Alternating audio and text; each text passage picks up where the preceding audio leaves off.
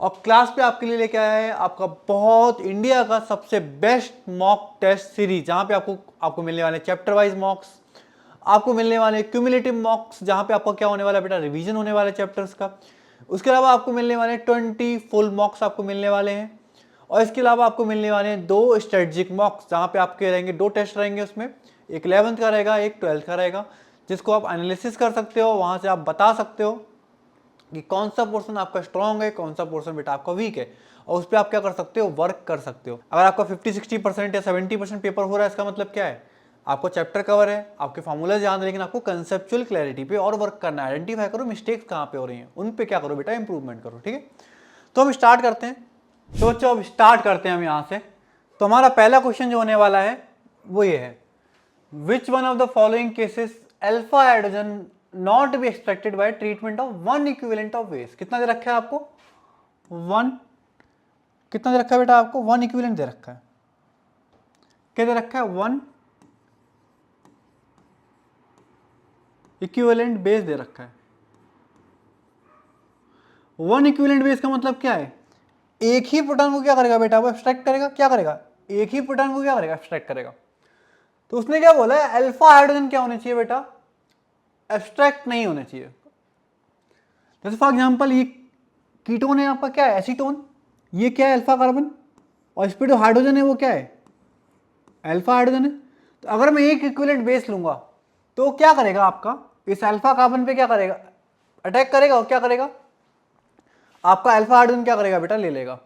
ऐसी मैं यहां पे बात करूं तो ये क्या है आपका, दिस इज योर, नाम में ही क्या है, कार्बोक्सिलिक एसिड। तो ये तो हो गई अल्फा पोजीशन, और उस पे क्या है आपके 2 हाइड्रोजन है, लेकिन आपको दिख रहा है कार्बोक्सिलिक एसिड क्या है बेटा, अपने आप में एसिड है। अगर कोई बेस आएगा, समझो अगर कोई बेस आएगा, अगर आपने क्या लिया, बेस लिया, तो बेस क्या करेगा, प्रोटॉन लेगा, क्या बनेगा आपका, कार्बोक्सिलेट बनेगा। क्या यहां पे अल्फा पोजीशन से कोई हाइड्रोजन निकला, क्या यहां पे अल्फा पोजीशन से आपने हाइड्रोजन निकाला, नहीं, समझ में आया।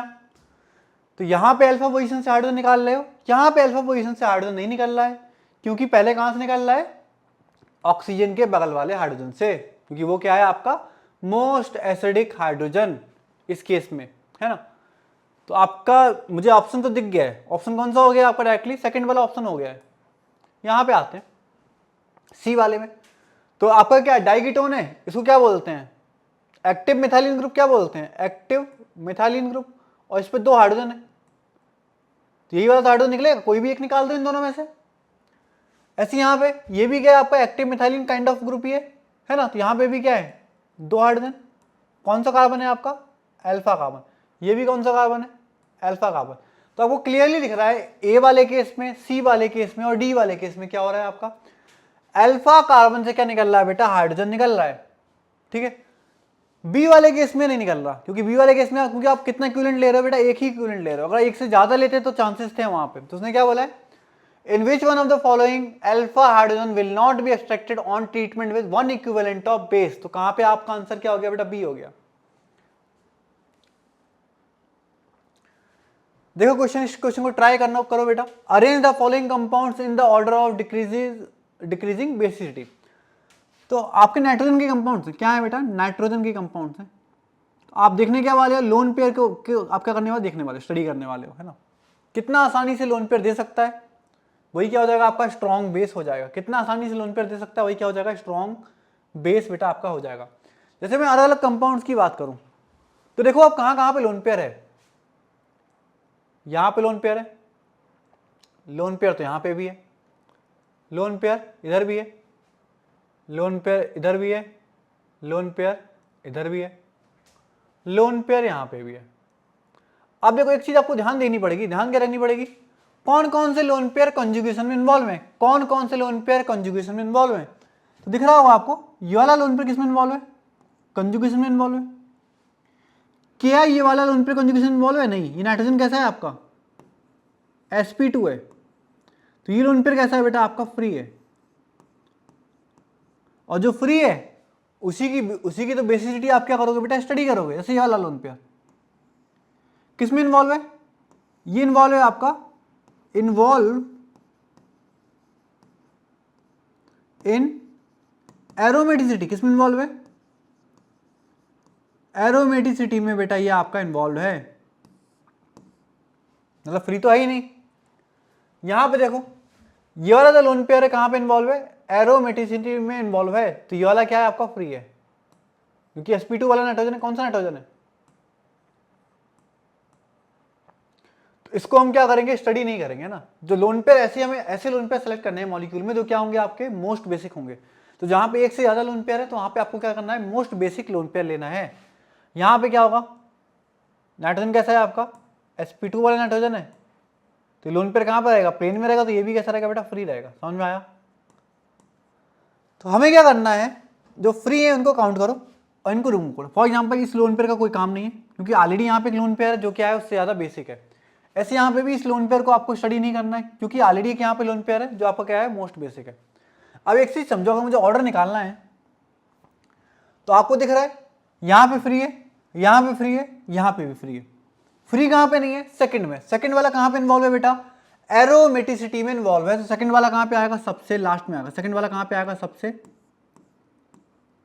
लास्ट में आएगा। क्लियर? क्लियर? अब यहां पे आओ, फर्स्ट और थर्ड की बात करें। अगर आप बात करोगे बेटा फर्स्ट और थर्ड की, तो ये दोनों केसेस क्या है? काफी ज्यादा सिमिलर हैं। तो इनको अलग से मैं आपको एक्सप्लेन कर रहा हूं। जेईई मेंस में भी इस पे क्वेश्चन आ चुके हैं और आईआईटी ने तो पूछा ही है, तो मे बी इस साल या अपकमिंग ईयर्स में इससे क्वेश्चन बन जाए। ठीक है, देखो ध्यान से देखना वो कह रहा है यहां पे।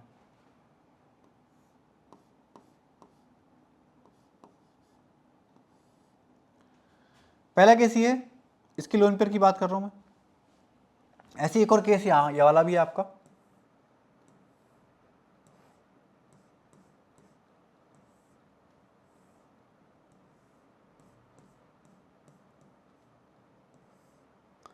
तो आप क्या करो? दोनों को प्रोटॉन दो। आप क्या करो बेटा? दोनों को प्रोटॉन दो। दोनों को क्या करो बेटा? प्रोटॉन दो, तभी तो बेसिसिटी चेक करोगे। मान लो तो कौन सा, देखो कौन सा बेटा नाइट्रोजन प्रोटॉन को अपसेट करने वाला है? ये वाला कि ये वाला? मैंने बोला ये वाला किस में इन्वॉल्व है? कॉन्जुगेशन में इन्वॉल्व है। तो ये आपका उतना बेसिक नहीं रहेगा, तो ये क्या करेगा? प्रोटॉन को अपसेट करेगा। क्या बनेगा आपका?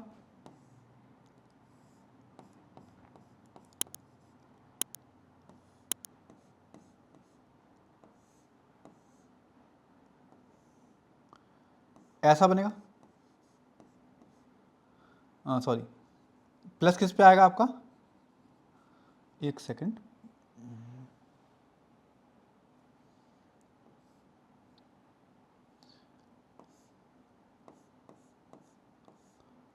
अगर इसने H प्लस को लिया, प्लस किस पे आएगा बेटा? नाइट्रोजन पे आएगा। ऐसे यहां पे कौन सा नाइट्रोजन लेगा आपका H प्लस? क्योंकि जो फ्री होगा, दो जिसका लोन पेयर क्या होने वाला है? फ्री होने वाला है, जो बेसिक नाइट्रोजन होने वाला है, तो ये लेगा आपका। तो यहां पे भी क्या आने वाला है? प्लस चार्ज आने वाला है। अब एक चीज समझो यहां पे,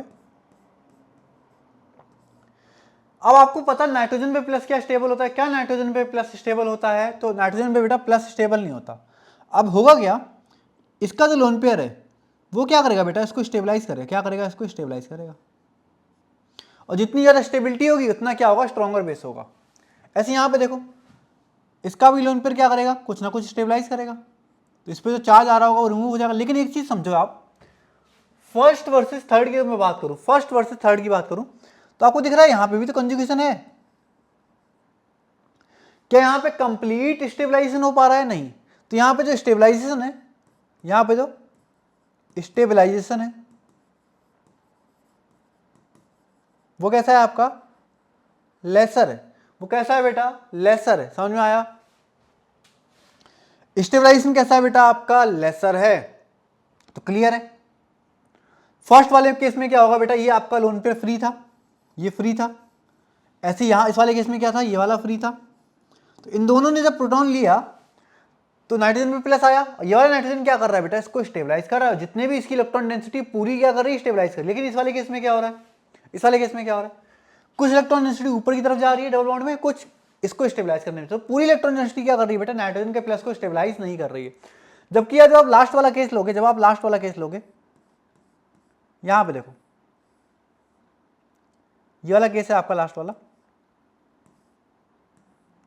है ना। तो जब ये H+ लेगा, जब ये कंपाउंड क्या लेगा बेटा, H+ लेगा। जब ये कंपाउंड क्या लेगा, H+ लेगा। तो नाइट्रोजन पे प्लस आया, प्लस आया नाइट्रोजन पे, क्या इसको कोई स्टेबलाइज कर रहा है? इस प्लस को बेटा कोई स्टेबलाइज नहीं कर रहा है। जितनी स्टेबिलिटी बढ़ेगी उतनी क्या होगी बेटा, आपकी बेसिसिटी बढ़ेगी, है ना। कंजुगेट ऐसे ये बेस है तो उसका क्या हो गया, ये कंजुगेट एसिड। तो कंजुगेट एसिड की जितनी स्टेबिलिटी बढ़ेगी उतनी आपकी क्या होगी बेटा, बेसिसिटी बढ़ेगी। तो सबसे ज्यादा बेसिक कौन होने वाला है आपका, सबसे ज्यादा बेसिक कौन होने वाला है, वो हो जाएगा फर्स्ट। फिर क्लियरली आपको दिखना चाहिए, यहां पे स्टेबिलिटी है, यहां पे थोड़ी कम है, वहां पे तो सबसे कम है, फिर क्या आएगा थर्ड,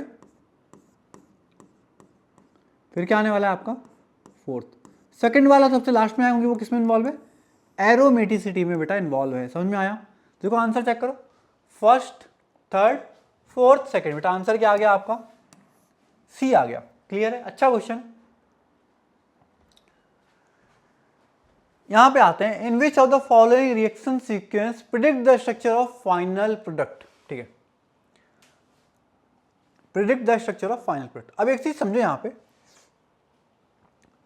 यहां पे दो फंक्शनल ग्रुप है। यहां पे कितने फंक्शनल ग्रुप है बेटा, दो फंक्शनल ग्रुप। एक तो ये वाला है, ये क्या है आपका ईस्टर है, क्या है आपका ईस्टर। ये क्या है बेटा आपका कीटोन है। एक ईस्टर है और एक क्या है कीटोन। अब अगर आप ध्यान से देखोगे, ऑक्सीजन कैसा होता है, इलेक्ट्रोनेगेटिव। तो ऑक्सीजन इलेक्ट्रॉन खींचेगा तो इस कार्बन पे क्या आएगा, डेल्टा पॉजिटिव आएगा। ऐसे ही वाला ऑक्सीजन भी खींचेगा तो यहाँ डेल्टा नेगेटिव, यहाँ पे क्या आएगा डेल्टा पॉजिटिव। अब डिफरेंस समझो, अब ये जो डेल्टा पॉजिटिव है राइट वाला जो डेल्टा पॉजिटिव, उसके बगल में क्या लगा हुआ ऑक्सीजन। तो ऑक्सीजन क्या करेगा, चार्ज को स्टेबलाइज करेगा। तो ये जो चार्ज है आपका प्लस चार्ज, इसको क्या कर देगा बेटा, रिड्यूस कर देगा। समझो, ऑक्सीजन की वजह से डेल्टा प्लस आया था कार्बन पे, उसके बगल में क्या है ऑक्सीजन का लोन पेयर। तो लोन पेयर क्या करेगा, जो आपका प्लस चार्ज उसको क्या कर देगा बेटा, रिड्यूस कर देगा इलेक्ट्रॉन डेंसिटी देके। तो आप बोल सकते हो ओवरऑल इस वाले कार्बन पे क्या होने वाला है, मोर डेल्टा पॉजिटिव चार्ज। तो मोर डेल्टा पॉजिटिव का मतलब कैसा हो जाएगा, इट इज मोर रिएक्टिव। अब एक चीज समझो, ये क्वेश्चन का हम देखो, इस क्वेश्चन में हम चाहते क्या है, हमारे पास दो फंक्शन ग्रुप है, एक कीटोन है और एक क्या बेटा हमारे पास ईस्टर। अगर आप इसको यूज नहीं करते, अगर आप क्या यूज करते बेटा, directly lithium aluminium hydride use करते। अगर आप क्या यूज करते, directly lithium aluminium hydride use करते, तो वो क्या करता, सबसे पहले तो इस कीटोन को रिड्यूस करता अल्कोहल में, फिर इस ईस्टर को भी क्या कर देता, अल्कोहल में रिड्यूस कर देता। लेकिन हम क्या चाहते हैं कि केवल हमारा ईस्टर ही क्या हो बेटा, रिड्यूस। हम क्या चाहते हैं, हमारा केवल ईस्टर ही रिड्यूस हो। उस केस में क्या करना पड़ेगा आपको, ये जो कीटोन है उसको किसी तरीके से क्या करना पड़ेगा बेटा, प्रोटेक्ट करना पड़ेगा, इससे वो क्या करे, लिथियम एल्यूमिनियम हाइड्राइड से क्या हो बेटा, ना हो, रिड्यूस ना हो। तो उस केस में हम क्या यूज करते हैं, इथाइलिन डायोल क्या कर रहे हैं हम यूज कर रहे हैं। तो इस तरीके का कंपाउंड है, समझो यहाँ पे ये आपका कंपाउंड है। और नीचे लिखता हूं,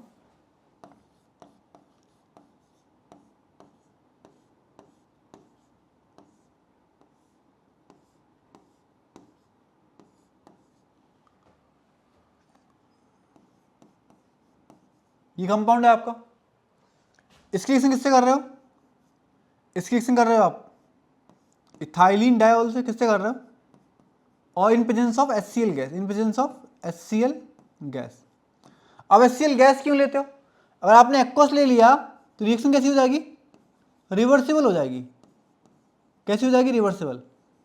तो उसको हटाने के लिए हम क्या यूज करते हैं, HCl कौन सी फॉर्म में लेते हैं बेटा, गैस की फॉर्म में लेते हैं। अब देखो ये ग्रुप करने, तो हमें एक चीज पता लग गई, यहां पे डेल्टा प्लस क्या है बेटा आपका ज्यादा है, तो इसकी रिएक्टिविटी क्या होने वाली, ज्यादा होने वाली है।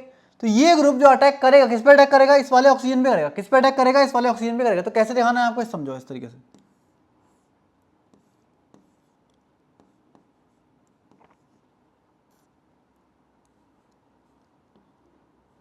ऐसे दिखाओ। क्या करना है बेटा आपको, वाटर रिमूव करना है। क्या करना है बेटा आपको, इन दी एंड वाटर को क्या करना है बेटा, रिमूव करना है। क्या करना है आपको, क्या करना है बेटा, वाटर को क्या करना है, रिमूव करना है। क्या करना है, वाटर रिमूव करना है। ये आपने पढ़ा होगा एसिटल कीटल के फॉर्म में भी, है ना। तो यहाँ पे क्या है आपका डायोल है ना, अगर आप मोनो हाइड्रोक्सी ग्रुप लेके तो कितनी बार रिएक्शन करते हैं, 2 बार करते हैं, लेकिन यहाँ पे क्या है आपका डायोल है, तो एक ही बार में क्या हो जाएगा बेटा, ये आपको कीटल टाइप के कंपाउंड में, साइक्लिक कीटल टाइप के कंपाउंड में क्या हो जाएगा, कन्वर्ट हो जाएगा। तो आपने क्या कर दिया, वाटर को क्या कर दिया बेटा, रिमूव कर दिया, तो क्या फॉर्मूला बनने वाला है और इससे होने क्या वाला है ये भी समझते हैं। देखो इस कार्बन से ऑक्सीजन था, अगर ऑक्सीजन रिमूव हुआ तो क्या हुआ, कार्बन की 2 वैलेंसी कम हुई। ऐसे इन 2 ऑक्सीजन से क्या क्या क्या थे, एक हाइड्रोजन आपके कनेक्टेड थे, तो उनकी भी क्या होगा, क्या हो गई, एक वैलेंसी कम हो गई। तो आप अब क्या करोगे, इस कार्बन से इन दोनों ऑक्सीजन को क्या कर दोगे बेटा, जोड़ दोगे, तो दोनों की वैलेंसी क्या हो जाएगी आपकी, कंप्लीट हो जाएगी।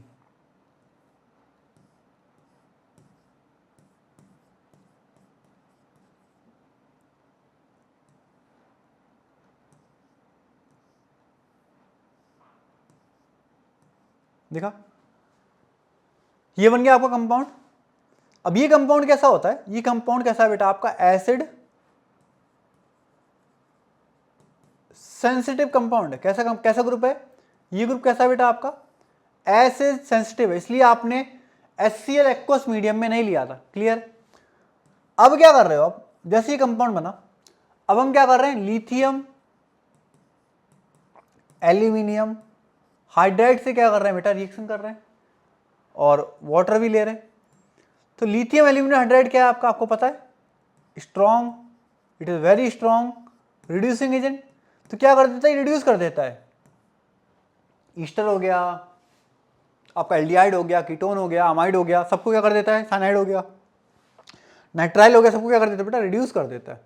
तो इसको किसमें कन्वर्ट कर देगा बेटा, पहले तो बनाएगा एल्डिहाइड, फिर क्या बनाएगा, एल्कोहल। तो क्या करेगा ये, ईस्टर को पहले करेगा एल्डिहाइड में कन्वर्ट, फिर किसमें कन्वर्ट कर देगा आपका, एल्कोहल में बेटा क्या कर देगा, कन्वर्ट कर देगा।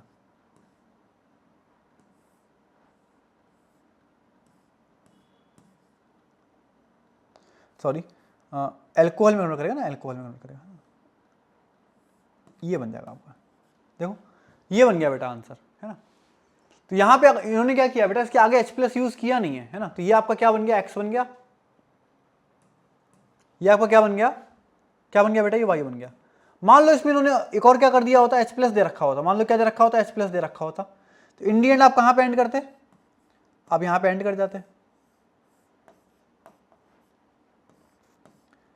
तो कई बार क्या होता है बेटा, ऑर्गेनिक केमिस्ट्री में ये क्या करते हैं, पाथवे यूज करते हैं। देखो इन दी एंड हो क्या रहा है समझो, यहाँ पे अगर मैं इसको यूज ना करके डायरेक्टली लिथियम एल्यूमिनियम हाइड्राइड को यूज करता तो वो क्या करता बेटा, वो दोनों को ही क्या कर देता, रिड्यूस कर देता। लेकिन मुझे क्या करना है, केवल ईस्टर को मान लो रिड्यूस करना है, केवल ईस्टर को रिड्यूस करना है। तो हम क्या चाहते हैं, आपका जो कीटोन है उसको क्या कर दो, आप प्रोटेक्ट कर दो। तो प्रोटेक्ट करने के लिए क्या यूज किया हमने, डायोल यूज किया। तो डायोल क्या करेगा, जो मोर रिएक्टिव कार्बन है उस पर क्या करेगा, अटैक करेगा। आपको पता है कौन सा मोर रिएक्टिव है, तो यहाँ पे जो डेल्टा प्लस आ रहा है उसको ऑक्सीजन क्या कर दे रहा है, रिड्यूस कर दे रहा है प्लस एम की तरह से, है ना। तो ये कीटोन ज़्यादा रिएक्टिव है, तो इस पर क्या कर जाएगा, आपका साइक्लिक कीटल बन जाएगा, क्या बन जाएगा, साइक्लिक कीटल बन जाएगा। और ये तो आपका कैसा होता है, एसिड सेंसिटिव होता है, तो ये तो आपका क्या रहेगा, इनर्ट हो जाएगा। ये कैसा हो जाएगा, इनर्ट हो जाएगा। केवल अगर आप एसिड लेके आओगे तभी क्या करेगा, ये रिंग, ये आपकी रिंग क्या होगी, ओपन होगी। अब आपने रिड्यूस किया तो क्या होगा, आपको केवल आपका ईस्टर वाला जो पार्ट है वो क्या हो जाएगा बेटा, रिड्यूस हो जाएगा। किसमें रिड्यूस हो जाएगा, आपका एल्कोहल में। अब वापस जब आपने फिर से H+ डाला तो ये ग्रुप निकल जाएगा, फिर से क्या मिल जाएगा आपको, कीटोन मिल जाएगा, है ना। तो इस तरीके से आप क्या कर सकते हो, सेलेक्टिविटी को बेटा क्या कर सकते हो, आप प्रेफर कर सकते हो, ठीक है। तो यहाँ पे इनकी बात, इन्होंने इसकी बात तो करी नहीं, आपसे वही पूछा है, तो आपका आंसर क्या हो गया, बी हो गया बेटा आपका आंसर। अच्छा क्वेश्चन है, अच्छा क्वेश्चन है। आई थिंक हमने थोड़ी सी गलती करी है, हमने थोड़ी सी गलती कहाँ पे करी है, इन्होंने दे रखा है C6H5, क्या दे रखा है बेटा, C6H5। तो यहाँ पे हम चेंज कर दे रहे हैं C6H5, C6H5, है ना। तो उससे आंसर पे बहुत ज़्यादा इफेक्ट नहीं पड़ेगा, C6H5, C6H5, ठीक है। तो कायदे में इन्होंने करा क्या, उन्होंने बेंजीन नहीं लगाई, क्या लगाई बेटा, मिथाइल की जगह लगा दी, बेंजीन नहीं लगा दी। तो आंसर पे कोई इंपैक्ट नहीं पड़ने वाला, आप क्या कर दो, मिथाइल हटा के बेंजीन लगा देना, ठीक है। तो ये हो गया आपका, क्लियर है बेटा। हाँ आगे बढ़ते हैं, अच्छा क्वेश्चन था ये, चीज़ें सीखने को मिली इसमें। अब यहाँ पे आओ, क्या वो है, for the following reaction identify the carbonyl compound that shows highest reactivity. क्या कर रहा है बेटा, हाईएस्ट रिएक्टिविटी शो कर रहा है।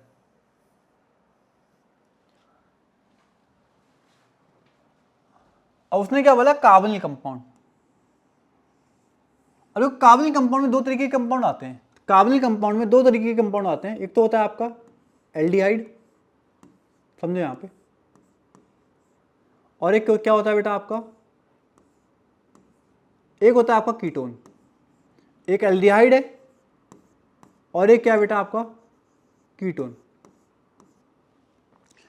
तो अगर आप रिएक्टिविटी की बात करोगे बेटा, अगर आप रिएक्टिविटी की बात करोगे तो कौन ज़्यादा रिएक्टिव होता है, एल्डिहाइड बेटा ज़्यादा रिएक्टिव होता है। कौन ज़्यादा रिएक्टिव होता है, अगर रिएक्टिविटी की हम बात करें एल्डिहाइड और कीटोन में कौन ज़्यादा रिएक्टिव होता है, आपका एल्डिहाइड क्या होता है बेटा, ज़्यादा रिएक्टिव होता है। तो आप दो तरीके से समझ सकते हो, एक तो ऑक्सीजन पे डेल्टा माइनस आएगा क्योंकि ऑक्सीजन क्या है, ज़्यादा इलेक्ट्रोनेगेटिव है, तो यहाँ पे क्या आएगा, डेल्टा प्लस आएगा।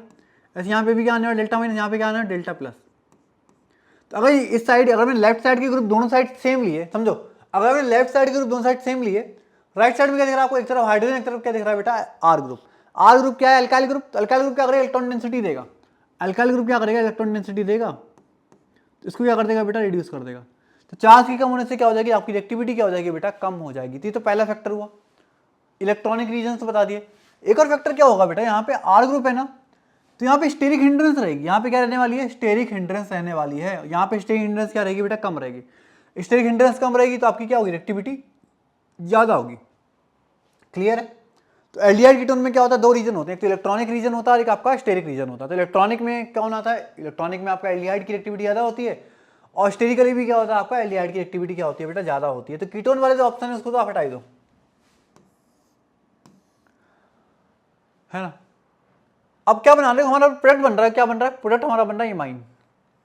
प्रोडक्ट क्या बन रहा है हमारा, आपका इमाइन। तो कहने का मतलब है नाइट्रोजन पे तो लोन पेयर है, ये कैसे बिहेव कर रहा है, एज अ न्यूक्लियोफाइल, है ना। कैसे बिहेव कर रहा है बेटा, एज अ न्यूक्लियोफाइल। तो आपको क्या देखना है, आपको इलेक्ट्रोफाइल लिखना है। आपको क्या देखना है बेटा, इलेक्ट्रोफाइल लिखना है। तो अटैक कहाँ पे होने वाला है, कार्बोनिल कार्बन पे होने वाला है। अटैक कहाँ पे होने वाला है, कार्बोनिल कार्बन पे। तो एक चीज समझो, सब में एल्डिहाइड है। अगर आपका चार्ज बढ़ेगा, समझो बेटा, अगर आपका चार्ज बढ़ेगा, अगर मैं बोलूं, आप बोल सकते हो reactivity is directly proportional to, इस केस में reactivity is directly proportional to delta plus charge on carbonyl carbon. Clear है। जितना चार्ज ज्यादा होगा उतनी क्या होगी बेटा, रिएक्टिविटी ज्यादा होने वाली है। क्लियर है कि नहीं क्लियर है। एक तो आपको समझ में आ गया कि एल्डिहाइड ज्यादा रिएक्टिव होता है, तो कीटोन तो गया ऑप्शन से। अब एल्डिहाइड में भी हमारे पास तीन केसेस हैं, समझ रहे हो, एल्डिहाइड में भी क्या है, तीन केसेस। तो हमने क्या बोला, ये कैसे बिहेव करने वाला है बेटा, न्यूक्लियोफाइल। ये कैसे बिहेव करेगा, as a base. In the end को वाटर निकलता है तो इमाइन बनता है आपका। अब देखो, जितना ज्यादा डेल्टा प्लस होगा, जितना ज्यादा डेल्टा प्लस होगा उतनी क्या होगी, ज्यादा एक्टिविटी होगी। तो यहाँ पे क्या दिख रहा है आपको, OCH3 दिख रहा है। और कैसा ग्रुप होता है ये ग्रुप कैसा है बेटा, प्लस एम ग्रुप है। प्लस एम का मतलब क्या करता है, इलेक्ट्रॉन डेंसिटी देता है। देखो यहाँ पे तो इलेक्ट्रॉन डेंसिटी दी, तो डेल्टा प्लस क्या हो गया बेटा आपका, रिड्यूस हो गया। डेल्टा प्लस क्या हो गया, रिड्यूस हो गया। रिएक्टिविटी क्या हो गई, कम हो गई, है ना। तो रिएक्टिविटी क्या हो गई बेटा आपकी, रिएक्टिविटी क्या हो गई आपकी, रिड्यूस हो गई। क्या लगा यहाँ पे, NO2 ग्रुप। NO2 ग्रुप क्या होता है बेटा आपका, किंग होता है। NO2 ग्रुप क्या है, किंग है आपका, माइनस एम। इलेक्ट्रॉन खींचने के मामले में क्या है बेटा, ये किंग है। समझ रहे हो, इलेक्ट्रॉन डेंसिटी क्या करता है बेटा, खींचता है ये। काफी पावरफुल इसका माइनस एम होता है, सबसे स्ट्रॉन्ग ग्रुप है ये माइनस एम के मामले में। ठीक है। तो यहाँ पे डेल्टा प्लस क्या होगा बेटा आपका, बढ़ेगा। तो आपकी रिएक्टिविटी जो है, आपकी बेटा जो रिएक्टिविटी है वो क्या होने वाली है, बढ़ने वाली है। ऐसे यहाँ पे आप साइनाइड भी क्या लगाता है बेटा आपका, माइनस एम लगाता है। साइनाइड भी क्या लगाता है, माइनस एम लगाता है। तो ये भी क्या करेगा, इलेक्ट्रॉन्स को खींचेगा। लेकिन आपको एक चीज पता होनी चाहिए, माइनस एम का जो ऑर्डर आता है उसमें कौन आता है, पहले NO2 आता है, उसके बाद साइनाइड आएगा। पहले कौन आता है, NO2, फिर कौन आता है बेटा। इसलिए मैंने बोला था थोड़ा ऑर्डरिंग का भी आपको ध्यान रखना है। नासा से एलोन कराइन, नाइट्रोजन, सॉरी नासा से नाइट्रो, फिर सल्फोनिक, सेफ और साइनाइड, है ना। तो ऑर्डर थोड़ा ध्यान होना चाहिए आपको। तो सबसे ज्यादा डेल्टा प्लस चार्ज कहाँ पे है, जब NO2 है ना। तो रिएक्टिविटी का ऑर्डर क्या हो जाएगा, रिएक्टिविटी सबसे ज्यादा किसकी होगी, बी की हो जाएगी, क्योंकि चार्ज ज्यादा है, ऊपर से एल्डिहाइड भी है। चार्ज ज्यादा होगा तो रिएक्टिविटी क्या होगी, ज्यादा होगी। आसानी से क्या कर जाएगा आपका, तो अमाइन है वो क्या करेगा बेटा, अटैक करेगा। यहां पे आते हैं, SnCl2 dissolves in solution containing Cl minus ions to form SnCl3 minus. What will be the geometry of SnCl3 minus? Try करो बेटा इसको करने का।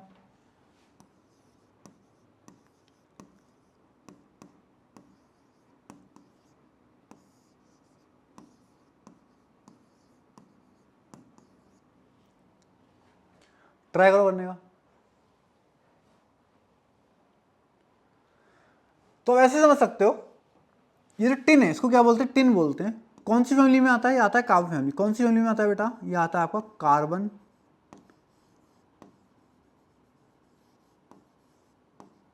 कौन सी फैमिली में आता है बेटा, ये आता है कार्बन की फैमिली में। आपको दिख रहा है यहाँ पे कितने Cl है यहाँ पे।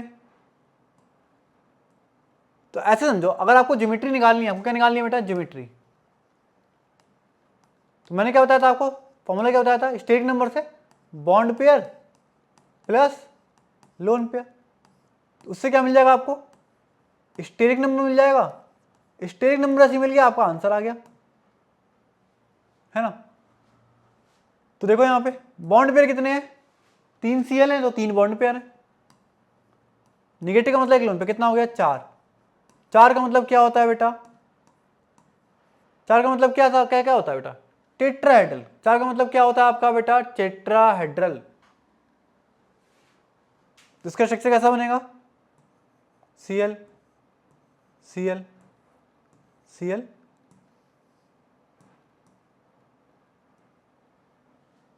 क्लियर है। तो आपका आंसर क्या आ गया, ज्योमेट्री क्या हो गई बेटा आपकी, टेट्राहेड्रल हो गई। क्या हो गई ज्योमेट्री, टेट्राहेड्रल हो गई। यहां पे आते हैं, how many nodes are there in antibonding molecular orbital formed by 2s atomic orbital. ठीक है, तो 2 2s के एटॉमिक ऑर्बिटल है। तो क्या बोल रहा है, अगर आपको पता है एटॉमिक ऑर्बिटल मिलकर क्या बनाते हैं आपके, मॉलिक्यूलर ऑर्बिटल बनाते हैं। और हमने पढ़ा भी है MOT में, एक कैसा होता है, एक होता है बॉन्डिंग मॉलिक्यूलर ऑर्बिटल। एक कैसा होता है बेटा, बॉन्डिंग मॉलिक्यूलर ऑर्बिटल, इसको क्या बोलते थे, सिग्मा 2s। एक कैसा होता था बेटा आपका, एंटी बॉन्डिंग मॉलिक्यूलर ऑर्बिटल, इसको क्या बोलते थे, सिग्मा स्टार 2s बोलते थे। अगर आप देखो s ऑर्बिटल और s ऑर्बिटल का क्या कराओगे बेटा, पॉजिटिव ओवरलैप कराओगे तो इलेक्ट्रॉन डेंसिटी क्या होती है, बढ़ती है। अगर आप क्या कराओगे, एक तो होता है कंस्ट्रक्टिव, एक तो कैसा होता है डिस्ट्रक्टिव। अगर आप क्या कराओगे, डिस्ट्रक्टिव कराओगे तो यहाँ पे क्या हो जाएगी, इलेक्ट्रॉन डेंसिटी क्या हो जाएगी बेटा आपकी, कम हो जाएगी। इलेक्ट्रॉन डेंसिटी क्या हो जाएगी बेटा आपकी, कम हो जाएगी। इस तरीके से आपका डायग्राम आएगा, इस तरीके से आ जाएगा, या ऐसे ऐसे समझ लो, ऐसा आ जाएगा।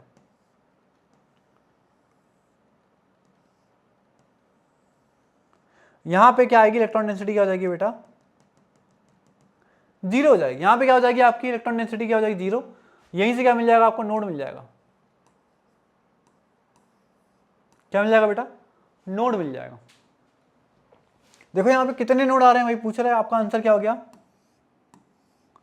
1 नोड आ रहे हैं। कितने आ रहे हैं बेटा, 1 नोड आ रहे हैं। आइडेंटिफाई द, ये करो इसको, identify the major product in the following reaction. बेटा ट्राई करो खुद से, एक बार ट्राई करो खुद से। ऑर्गेनिक अच्छे खासे क्वेश्चंस आते हैं बेटा, अगर आपको थोड़ा फॉर्मूलाज का आइडिया है और किस तरीके से अप्रोच करना है ना, रीजन का थोड़ा आइडिया है, तो आसानी से आप क्वेश्चन क्या कर सकते हो बेटा, कर सकते हो, है ना। ऊपर से आपको ऑप्शंस तो दिए ही रहते हैं ना। तो ट्राई करते हैं यहाँ पे। तो ये हमारा क्या है बेटा, ये हमारा क्या है, आपको दिखना चाहिए क्या, आपको गिगनार्ड क्या है बेटा,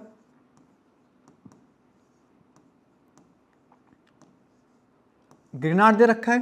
क्या दे रखा है बेटा, यहाँ पे कार्बोनिल दे रखा है। तो यहाँ पे क्या आएगा, डेल्टा प्लस आएगा, यहाँ पे क्या आएगा, डेल्टा माइनस आएगा।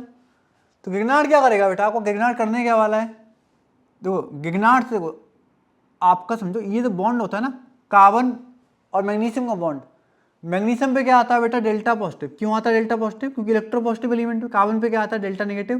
तो ये जो पोर्शन है कैसे बिहेव करता है, एज ए न्यूक्लियोफाइल बिहेव करता है। कैसे बिहेव करता है बेटा, एज अ न्यूक्लियोफाइल। समझ में आया, ये पोर्शन कैसे बिहेव करता है, एज अ न्यूक्लियोफाइल बिहेव करता है। तो आप ऐसे लिख सकते हो इसको, CH3 काइंड ऑफ, ऐसे लिख सकते हो CH2 माइनस, है ना। तो ये क्या करेगा, यहाँ पे क्या करेगा बेटा, अटैक करेगा, इस बॉन्ड को क्या कर देगा बेटा, तोड़ देगा। क्या बनने वाला है आपका, मेरे को ध्यान देखो क्या बनने वाला है।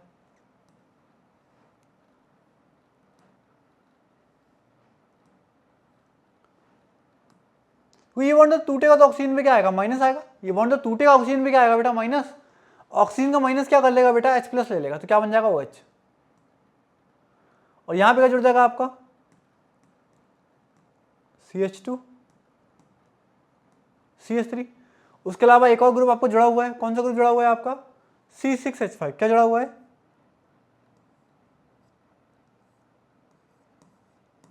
फिनाइल ग्रुप बेटा क्या हुआ आपका, ऑलरेडी जुड़ा हुआ है। अब आपने किया क्या, समझो बेटा, अब आपने किया क्या, रिफ्लेक्स डाल दिया। क्या लिया आपका, एक तो आपने एसिडिक कंडीशन ली, कैसा मीडियम है आपका एसिडिक मीडियम लिया, और आपने कहा रिफ्लेक्स करा, तो यहां से होने क्या वाला है, क्या होने वाला है, यहां से वाटर क्या होने वाला है बेटा आपका, रिमूव होने वाला है। वाटर क्या होने वाला है, रिमूव होने वाला है। तो वाटर जब रिमूव करोगे तो कैसे रिमूव करोगे, देखो इस यहां पे ध्यान से देखो, एक हाइड्रोजन यहां पे, एक हाइड्रोजन इधर है। तो आप क्या करने वाले हो, आप क्या करने वाले हो बेटा, यहां से वाटर को रिमूव करने वाले हो। वाटर को रिमूव कैसे करोगे, इस तरीके से करोगे। वाटर रिमूव करोगे बेटा, इस तरीके से करने वाले हो, इस तरीके से आप करने वाले। तो आपका स्ट्रक्चर क्या बनेगा, यहाँ पे क्या बनने वाला है स्ट्रक्चर, ऐसा कुछ स्ट्रक्चर बनने वाला है। तो ध्यान से देखना, यहाँ डबल बॉन्ड आएगा, क्या जरूरत है यहाँ पे C6H5, यहाँ पे क्या आ गया आपका CH2 CH3 आ गया। क्या आ गया बेटा, CH2 CH3 आ गया। अब हम क्या कर रहे हैं बेटा, ओजोनलिसिस कर रहे हैं। क्या कर रहे हैं बेटा, ओजोनलिसिस, है ना। और कौन सी ओजोनलिसिस है ये आपकी, रिडक्टिव ओजोनलिसिस। कैसी है बेटा, दिस इज रिडक्टिव ओजोनलिसिस, सबसे सिंपल ओजोनलिसिस है। डबल बॉन्ड को तोड़ो और क्या करो, ऑक्सीजन लगा दो। क्या करना है बेटा, डबल बॉन्ड को तोड़ो और क्या करो, ऑक्सीजन को प्लेस कर दो। तो डबल बॉन्ड को तोड़ा आपने, देखो डबल बॉन्ड को तोड़ा आपने, ऐसे यहां पे ऑक्सीजन ले आओ। आप क्या करो, ऑक्सीजन ले आओ, उसको भी क्या कर दो, तोड़ दो। समझो यहां पे, तो हमने क्या किया, इस डबल बॉन्ड को तोड़ा, कितने पार्ट में टूटेगा, दो पार्ट में। दोनों तरफ क्या लगा दिया, ऑक्सीजन लगा दिया। दोनों तरफ क्या लगा दिया बेटा आपने, ऑक्सीजन लगा दिया। दोनों तरफ क्या लगा दिया आपने, ऑक्सीजन को लगा दिया है। अब देखो आपका क्या बन रहा है, इतना सिंपल सा क्वेश्चन है। CH2 CH3, क्या है यहां पे, डबल बॉन्ड आया। उसके बाद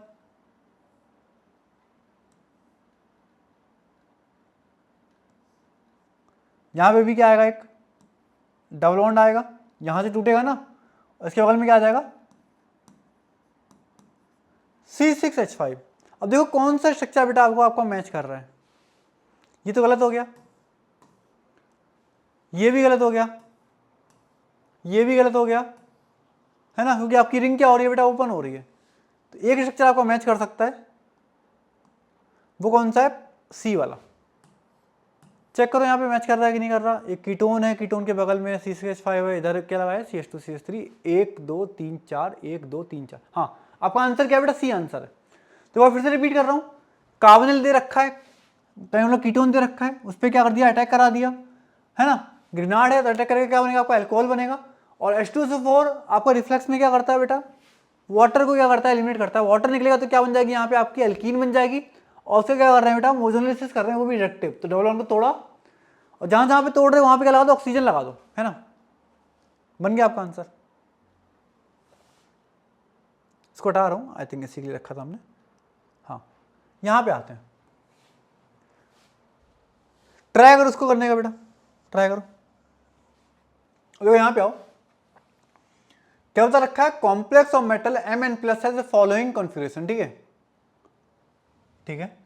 तो neutral metal has a ground state electronic configuration, क्या है बेटा, 4s2 3d8, ठीक है। Which of the following complex is consistent with the electronic distribution of Mn+। तो आपको दिख रहा है क्लियरली, क्लियरली क्या दिख रहा है, ये आपको दे रखा है आर्गन, और इधर रखा है 4s2 3d6। आर्गन कितना होता है बेटा आपका 18, तो 18 + 2 कितना होता है 20, और 20 + 6 कितना होता है 26। तो एटॉमिक नंबर कितना है आपका एटॉमिक नंबर कितना आ गया बेटा? 26 आ गया। इसका मतलब एलिमेंट क्या हो गया आपका? आयरन हो गया। हमें पता भी होता है आयरन क्या होता है, 4s2 3d6 होता है। अब उसने क्या बोला, यहां पे मेटल है वो कौन सी स्टेट में है? n+ में है। मेटल कौन सी स्टेट में है बेटा? n+ में है। और ये कैसा कॉन्फ़िगरेशन है आपका? 1 2 3 4 5, मतलब क्या है बेटा आपका? d5। क्या है बेटा? d5। तो यहां से 3d5 आने का मतलब क्या है? यहां से 3d5 आने का मतलब क्या है? कितने इलेक्ट्रॉन लूज किए होंगे? 2 इलेक्ट्रॉन तो s ऑर्बिटल से और 1 इलेक्ट्रॉन d ऑर्बिटल। तो अभी सी बात है, यहां पे आयरन कौन सी स्टेट में होगा? +3 स्टेट में होगा। ये क्लियर है? आयरन कौन सी स्टेट में है? +3 में। मतलब आपको जो मेटल है कौन सी स्टेट में है बेटा? +3 में। एक चीज और समझना है यहाँ पे, एक चीज तो हमें क्लियर हो गई कि आयरन ने कितने इलेक्ट्रॉन लूज किए होंगे?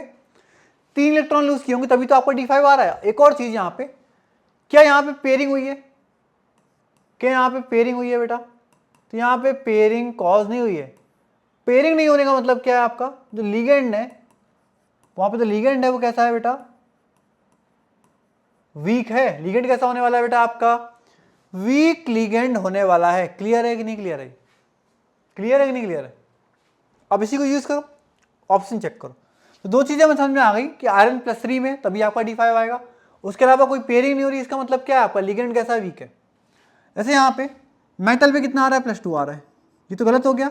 मेटल पे कितना आना चाहिए बेटा? कितना आना चाहिए? +3 आना चाहिए। यहाँ पे देखो मेटल पे कितना आ रहा है? +3 आ रहा है। हो सकता है। मेटल पे कितना आ रहा है? +2 आ रहा है। नहीं हो सकता। मेटल पे कितना आ रहा है? +3 आ रहा है बेटा। हो सकता है। तो आपके पास 2 केसेस हैं। 2 केसेस में क्या आ रहा है बेटा? मेटल पे क्या आ रहा है आपका? 2 केसेस में मेटल पे क्या आ रहा है? +3 आ रहा है। अब एक चीज ध्यान रखो, यहां पे लिगेंड क्या है? फ्लोरीन। यहां पे लिगेंड क्या है बेटा आपका? लिगेंड क्या है? साइनाइड। और साइनाइड कैसा लिगेंड होता है? It is a strong field ligand. तो ये क्या कर देगा बेटा? क्या कर देगा? It will cause pairing. तो उस केस में किस तरीके से दिखने वाला है आपको कॉन्फ़िगरेशन? इस तरीके से दिखेगा।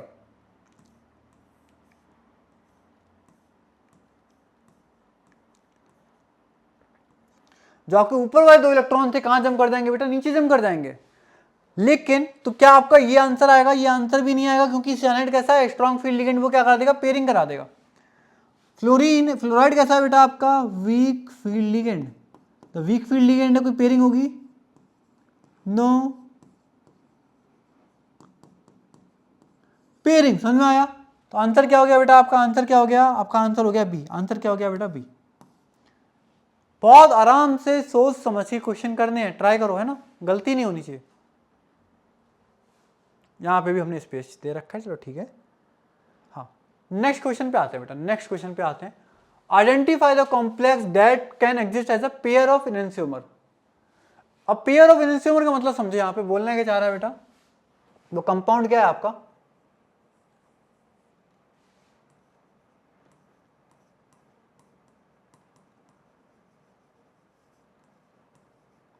कंपाउंड कैसा है बेटा आपका? ऑप्टिकली एक्टिव है।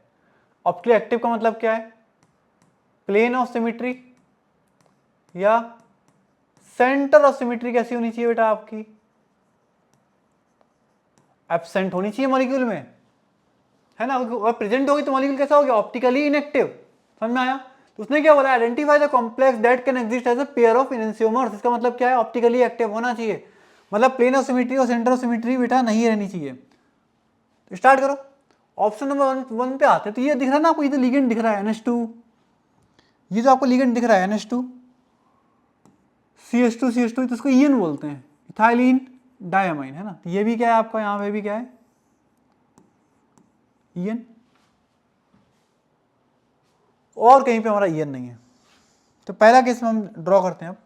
तो कोबाल्ट के पास क्या है? 3 ईएन है। कितने ईएन है बेटा? 3 ईएन। और ईएन कैसा है आपका? ईएन कैसा लिगेंड होता है?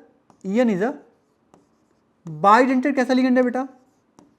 बाइडेंटेड लिगेंड है। बाइडेंटेड का मतलब क्या हुआ? जैसे यहाँ पे 3 ईएन है, 3 ईएन है जब यहाँ पे, तो ऐसा लिख सकता हूँ, उसको दोबारा लिख रहा हूँ, कोबाल्ट ईएन होल थ्राइस 3+। तो कोऑर्डिनेशन नंबर क्या हो गया यहाँ पे बेटा आपका? ईएन जो होता है बाइडेंटेड लिगेंड है, और कितने ईएन है? 3, मतलब इसका मतलब क्या हुआ? कोऑर्डिनेट नंबर कितना हुआ? 3 × 2 6 हो गया। कैसा हो गया? 6 हो गया। तो यहाँ पे आप इसका स्ट्रक्चर ड्रॉ करो। एनसीईआरटी का बहुत स्टैंडर्ड एग्जाम्पल है बेटा ये। तो ऑक्टाहेड्रल का इस तरीके से होता है,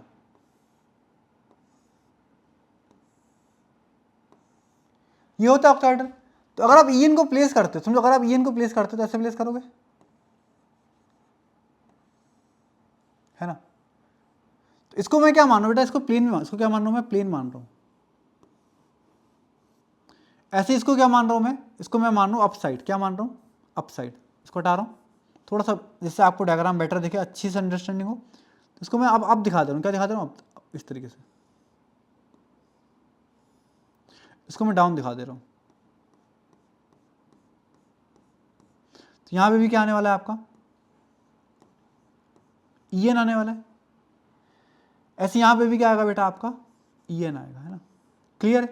क्लियर। तो इस तरीके से क्या बनने वाला है? इस कॉम्प्लेक्स का क्या बनने वाला है बेटा? स्ट्रक्चर बनने वाला है। क्या बनने वाला है बेटा? स्ट्रक्चर बनने वाला है। अब हमें चेक क्या करना है? क्या यहाँ पे पेयर ऑफ इनहेंसियोमर्स आने वाले हैं? क्या यहाँ पे पेयर ऑफ इनहेंसियोमर्स आने वाले हैं? तो आपको क्या देखना पड़ेगा बेटा? सेंटर ऑफ सिमेट्री है। क्या देखना पड़ेगा? प्लेन ऑफ सिमेट्री, है ना। तो आपको क्या देखना पड़ेगा? सेंटर ऑफ सिमेट्री या प्लेन ऑफ सिमेट्री। तो यहाँ पे कोई ऐसा प्लेन है जिसको इक्वली पार्ट में कट कर रहा है। देखो, अगर मैंने ऐसे काटा, तो ये वाला जो पोर्शन है ऊपर आ रहा है, और नीचे वाला पोर्शन कहाँ जा रहा है? नीचे की तरफ जा रहा है। क्या सिमेट्री आ रही है? नहीं आ रही। अगर मैंने ऐसे काटा तो इधर भी ये पोर्शन आ रहा है, राइट साइड में नहीं आ रहा। तो किसी भी तरीके से बेटा आप इसको कट नहीं कर सकते, इससे क्या आ जाए? सिमेट्री आ जाए। तो यहाँ पे ना ही प्लेन ऑफ सिमेट्री है, ना ही सेंटर ऑफ सिमेट्री है। एनसीईआरटी बेटा आपको बहुत अच्छे तरीके से मेंशन कर रखा है, एग्जांपल विद डायग्राम मेंशन कर रखा है ना। तो ये कैसा है आपका? ऑप्टिकली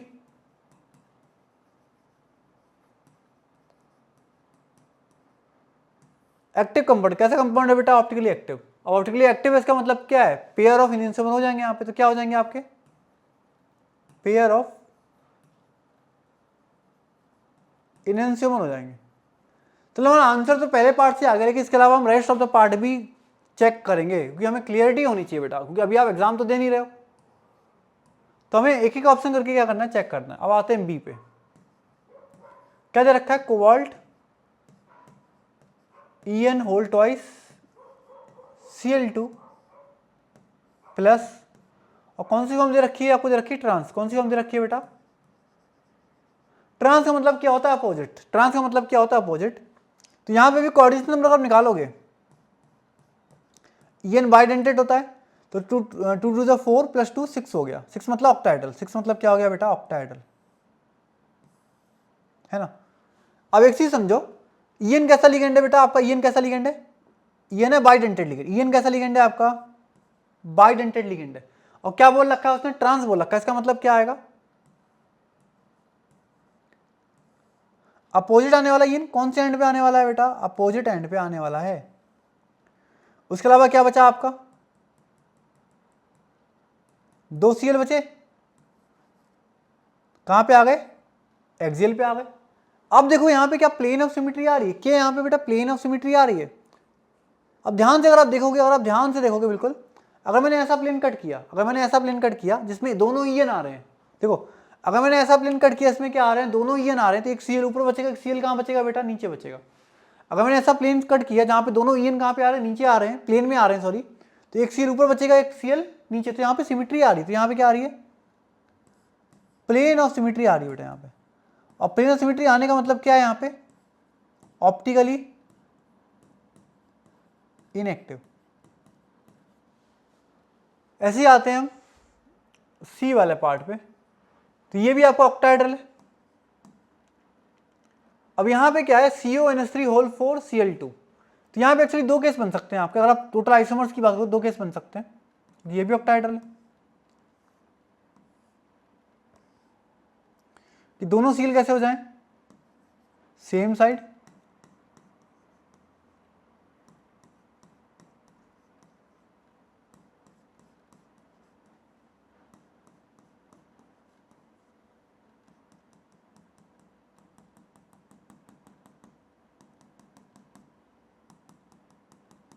ठीक है, दोनों सील कैसे हो जाए बेटा, सेम साइड। ये एक और ऑप्शन क्या है, दोनों सील कैसे हो जाए आपके, अपोजिट साइड।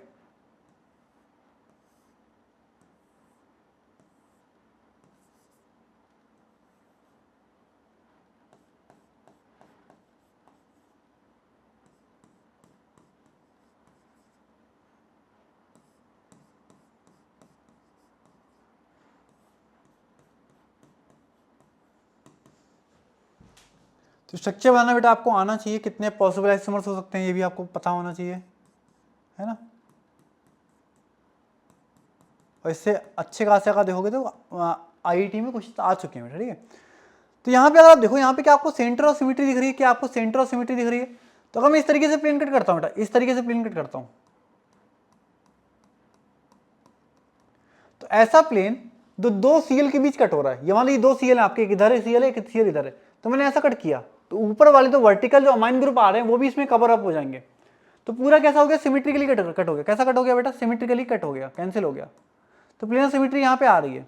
ऐसे नीचे वाले देखो क्या प्लेनर सिमेट्री आ रही है, हाँ। तो मैंने अगर सीएल के लॉन्ग ही कट कर दिया, अगर मैंने सीएल के लॉन्ग ही कट कर दिया, यहाँ पे भी क्या आ रही है, प्लेनर सिमेट्री आ रही है।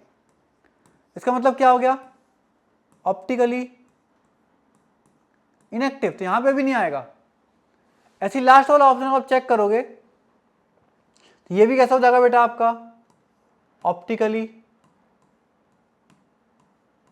इनएक्टिव। कैसा हो जाएगा, ऑप्टिकली इनएक्टिव। वो कैसे हो जाएगा, कोवाल्ट है और ये आपका क्या है, एक लीगेंड है ना, आपका ट्राई इथाइल फॉस्फीन, और सीएल है, बीआर है। कोऑर्डिनेशन नंबर कितना हो गया, ये कोऑर्डिनेशन नंबर क्या हो गया बेटा आपका, 4 हो गया। और कोऑर्डिनेशन 4 में क्या पॉसिबिलिटी हो सकती है आपका, टेट्राहेड्रल। और टेट्राहेड्रल कैसा रहता है, हमेशा सिमेट्रिकल रहता है। टेट्राहेड्रल कैसा रहता है, टेट्राहेड्रल बनेगा। और टेट्राहेड्रल कैसा रहता है आपका, सिमेट्रिकल। मतलब कैसा कैसा हो गया, ऑप्टिकली इनएक्टिव। तो मैंने हर ऑप्शन को बेटा अच्छे से एक्सप्लेन कर दिया, ठीक है। अब आते हैं नेक्स्ट क्वेश्चन में। बहुत ही सिंपल क्वेश्चन है, बहुत ज़्यादा सिंपल क्वेश्चन है। क्या पूछ रहा है, कौन सा कॉम्प्लेक्स आपका कलर्ड हो सकता है। तो कलर के मल्टीपल रीजन हमने पढ़े हैं बेटा, आगे जाके पढ़ने भी वाले हैं। कौन कौन से रीजन हो सकते हैं आपके, डीडी ट्रांजिशन। और कौन कौन से हो सकते हैं, ligand to metal charge transfer, जो आपका डायक्रोमेट और परमैंगनेट में होता है। और भी हो सकते हैं आपका मेटल टू लिगेंड या लिगेंड टू मेटल, है ना। और क्या हो सकता है, पोलराइजेशन एक आपका रीजन हो सकता है, फॉर एग्जांपल AgBr AgI में, है ना। तो यहाँ पे देखो एल्यूमिनियम पे +3, एल्यूमिनियम कौन सी स्टेट में है, +3। जिंक कौन सी स्टेट में है बेटा, +2। निकल कौन सी स्टेट में है, +2। मैग्नीशियम कौन सी स्टेट में है बेटा, +2। तो उसने पूछा क्या है, कौन से कलर हो सकते हैं, है ना, एक्सपेक्टेड हो सकते हैं। तो एल्यूमिनियम पे +3, एल्यूमिनियम पे +3 क्या हो गया आपका। अब एल्यूमिनियम क्या होता है, एटॉमिक नंबर कितना होता है, 13। तो इसका अगर आप कॉन्फिगरेशन लिखोगे कितना हो जाएगा बेटा, किसका बन जाएगा कॉन्फिगरेशन, ये बन जाएगा आर्गन का। किसका बन जाएगा, आर्गन का। तो ये क्या हो गया बेटा आपका, ये तो S0 हो गया ना, क्या हो गया आपका, 0 हो गया। तो यहाँ पे तो कोई इलेक्ट्रॉन बचा ही नहीं आपका, तो ट्रांजिशन कैसे होगा। ऐसे जिंक 2+ क्या हो गया आपका, D10 हो गया। यहाँ तो पूरा वैकेंट हो गया, यहाँ पे क्या है, पूरा फुल फिल्ड है। तो यहाँ पे कलर आएगा, नहीं आएगा, यहाँ पे भी कलर नहीं आएगा। ऐसे Mg+2 क्या हो गया आपका, Mg में कितना होता है, 12। 2+ का मतलब 2 इलेक्ट्रॉन निकाल दो, कहाँ पहुँचोगे, 10 पे पहुँचोगे। जैसे एल्यूमिनियम पे पहुँच रहे, तो यहाँ पे भी क्या हो जाएगा आपका, आर्गन का कॉन्फिगरेशन आने वाला है। तो ये भी कैसा है आपका, फुली फिल्ड। कैसा है बेटा, फुली फिल्ड। कैसा है,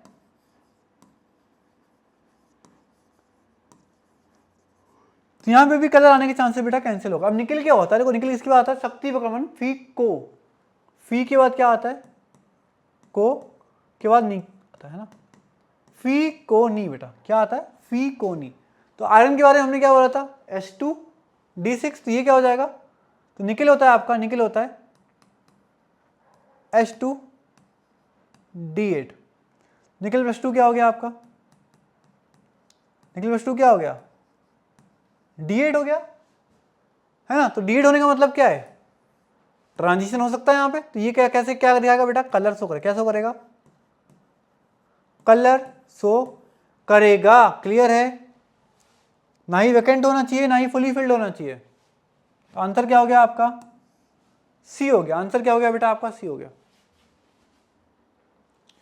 यहां पे आते हैं नेक्स्ट क्वेश्चन पे। Density of 3 molar solution of NaCl is 1.25 gram per ml।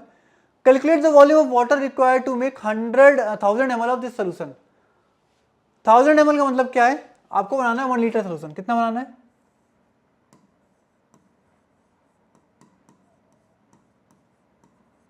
One litre solution बनाना है। तो पूछ रहा है कितना वाटर रिक्वायर है, कितना वाटर रिक्वायर है। ठीक है, और 1 लीटर जो आपको बनाना है वो भी सेम कंसंट्रेशन का बनाना है। ऐसा ठीक है।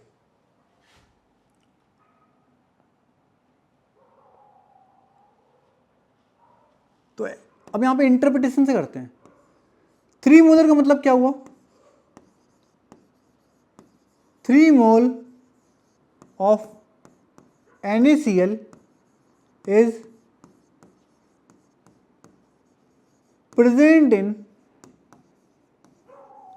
1 लीटर सोल्यूशन। यही तो होता है। 3 मोलर का मतलब क्या हुआ? 3 mole of NaCl is present in 1 litre solution. 1 litre के वो क्या बोल सकते हो? 1000 ml सोल्यूशन। क्या बोल सकते हो बेटा? 1000 ml सोल्यूशन बोल सकते हो। तो यहां से एक दो चीजें निकालते हैं। यहां से 3 मोल NaCl बोलने का मतलब NaCl का मास कितना हो गया? मास ऑफ NaCl कितना होगा? तो वो होता है मोल्स इंटू मोलर मास। तो 3 इंटू मोलर मास कितना होता है? 23.3 और 35.58.5 आई थिंक अप्रोक्सीमेटली। मल्टीप्लाई करो। 5 वहाँ से लगा 1, 8 3 24 5 2 15 175.5 कितना आया बेटा? अप्रोक्सीमेटली ऐसा कुछ आ रहा है। 8 ठीक है, इतना आ रहा है, इतने ग्राम आ रहा है। तो ये तो क्या है? NaCl का मास है। ये क्या है बेटा? NaCl का मास। अब एक और चीज आपको बता रखी है, डेंसिटी दे रखी है। डेंसिटी किसकी दे रखी है? डेंसिटी आपको दे रखी है सोल्यूशन की। किसकी दे रखी है बेटा? डेंसिटी दे रखी है सोल्यूशन की। डेंसिटी क्या होती है? मास अपन वॉल्यूम। तो डेंसिटी सोल्यूशन की लोगे तो मास भी किसका लोगे? सोल्यूशन का। वॉल्यूम भी किसका लोगे बेटा? सोल्यूशन का। कितनी रखी डेंसिटी? 1.25। आपको नहीं पता सोल्यूशन का मास कितना है? m मान लिया। वॉल्यूम कितना है बेटा? 1000 ml। वॉल्यूम कितना है? 1000 ml। तो मास ऑफ सोल्यूशन कितना आ गया? ये आ गया 1250 ग्राम। अब देखो मास ऑफ सोल्यूशन जो होता है, समझो मास ऑफ सोल्यूशन जो होता है वो क्या होता है? Mass of solute plus mass of solvent. जो हमारा क्या है इस केस में? क्या है? सॉल्वेंट क्या है आपको? वाटर। सॉल्वेंट क्या है? होने वाला है वाटर होने वाला है। देखो मास ऑफ सॉल्यूट तो आपको पता लग गया। NaCl क्या है आपका? सॉल्यूट है। तो निकालें यहां से मास ऑफ सॉल्वेंट कितना आ गया? ये आ गया 1250 माइनस 175.5।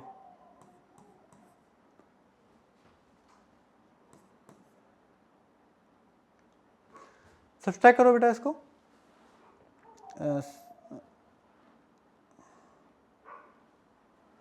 250 में से 175 अगर मैं रिमूव करूं, यहाँ 5 बचेगा, यहाँ पे क्या बचेगा? 7 75 बचेगा। कितना बचेगा? 75। तो एक्चुअली 0.5 भी है तो 1074.5 ग्राम बचेगा। क्लियर? किसका मास है ये बेटा? वाटर का मास है। किसका मास है? वाटर का मास है। उन्होंने क्लियरली बोल रखा है वाटर की डेंसिटी कितनी होती है? 1 होती है। कि क्या बोल रखा है क्लियरली? वाटर की डेंसिटी कितनी होती है बेटा? 1 होती है। डेंसिटी क्या होता है? मास अपन वॉल्यूम। तो वाटर कितने ग्राम आया है? कितने ग्राम वाटर आया है? उसका वॉल्यूम भी कितना हो जाएगा? वॉल्यूम सेम ही हो जाएगा ना। कितना हो जाएगा? 1074.5 ml। तो सेम ही हो जाएगा ना वॉल्यूम आपका। तो आंसर क्या हो गया बेटा आपका? ए हो गया। आंसर क्या हो गया बेटा आपका? ए हो गया। नेक्स्ट क्वेश्चन पे आते हैं।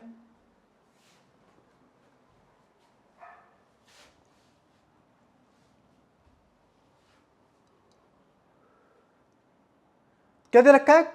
Electric current was passed through an aqueous solution of copper sulfate using platinum electrodes. After some time the blue color of solution disappeared along with the evolution of O2 gas. Which of the following statement is correct regarding the resultant solution? ठीक है, पहला option दे रखा है, second pH के बारे में दे रखा है। ठीक है, समझते हैं यहाँ पे क्या हो रहा है। आपके पास क्या है, कॉपर सल्फेट का सोल्यूशन है और एक्वस सोल्यूशन है। तो उसने बोला क्या, अब देखो दो चीजें होती हैं, तो होता कैथोड, इलेक्ट्रोलिसिस कर रहे हो तो एक क्या होता है बेटा आपका एनोड, एक क्या होता है आपका एनोड। अब कैथोड पे क्या होता है बेटा आपका, आपको पता है क्या होता है कैथोड पे, होता है रिडक्शन। एनोड पे क्या होता है आपका,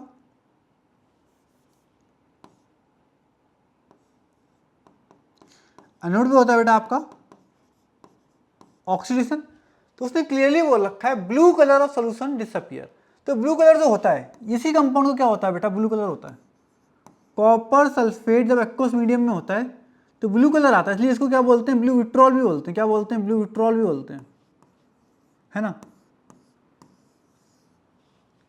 क्लियर है आपको कि कॉपर सल्फेट का कलर क्या है बेटा आपका, ब्लू कलर है। तो ब्लू कलर डिसअपियर किया तो ब्लू कलर किसकी वजह से आ रहा है, ब्लू कलर आ रहा है कॉपर 2+ एक्वस की वजह से आता है बेटा ब्लू कलर।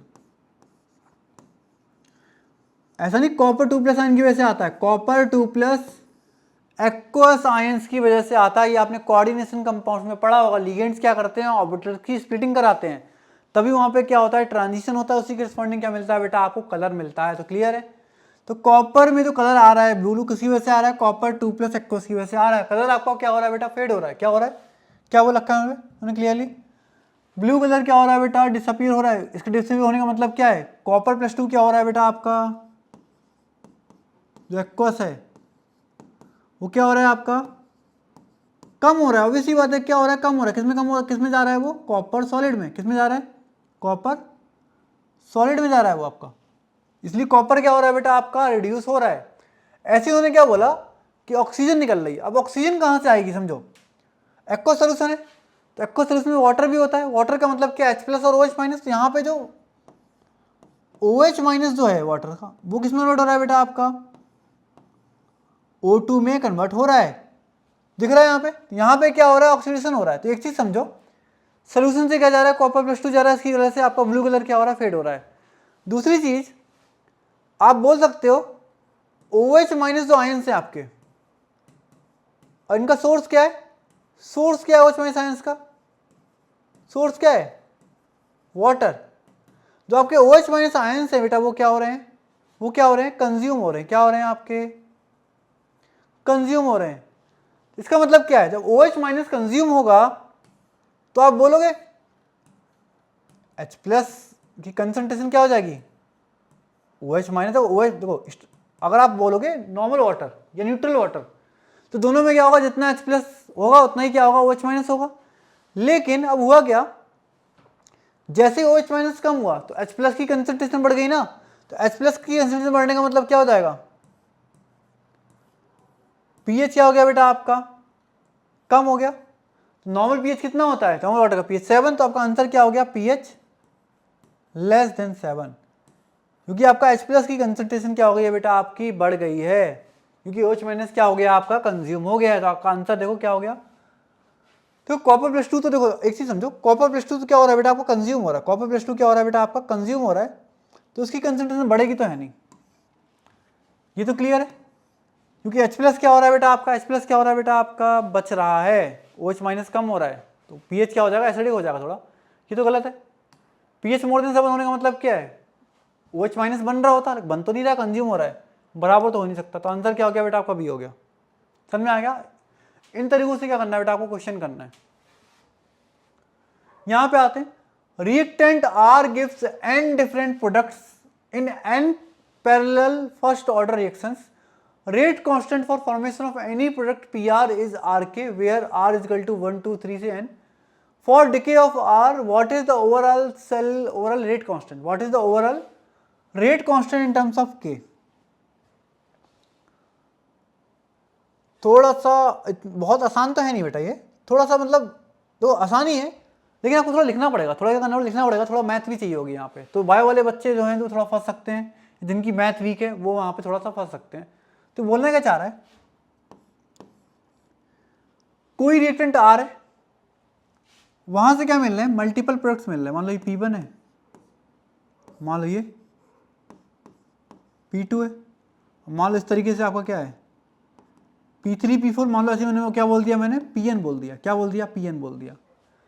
अब देखो इसने तो बोला R से तो P1 बन रहा है, उसका जो रेट कांस्टेंट है वो क्या है, आर के है। रेट कांस्टेंट क्या है बेटा आपका, आर के। तो अगर मैं बोल रहा हूँ मेरा P1 के लिए तो R कितना हो जाएगा, 1 बन जाएगा।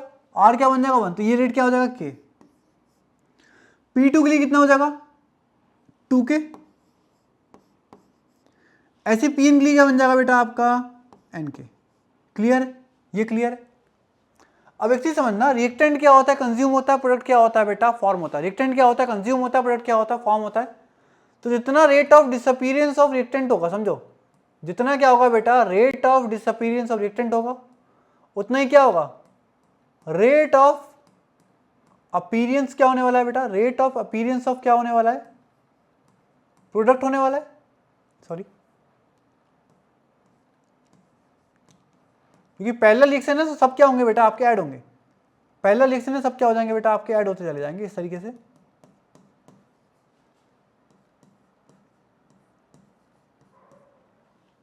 क्योंकि रिएक्टेंट से मिल रहे हैं ना आपके, जितने भी प्रोडक्ट मिल रहे हैं सब रिएक्टेंट से मिल रहे हैं, वो एक बार में मिल रहे हैं ना। तो minus D by D T क्या होता है आपको पता है, minus D by D T क्या होता है, ये क्या है, रेट ऑफ डिसअपीयरेंस ऑफ क्या है, रिएक्टेंट है।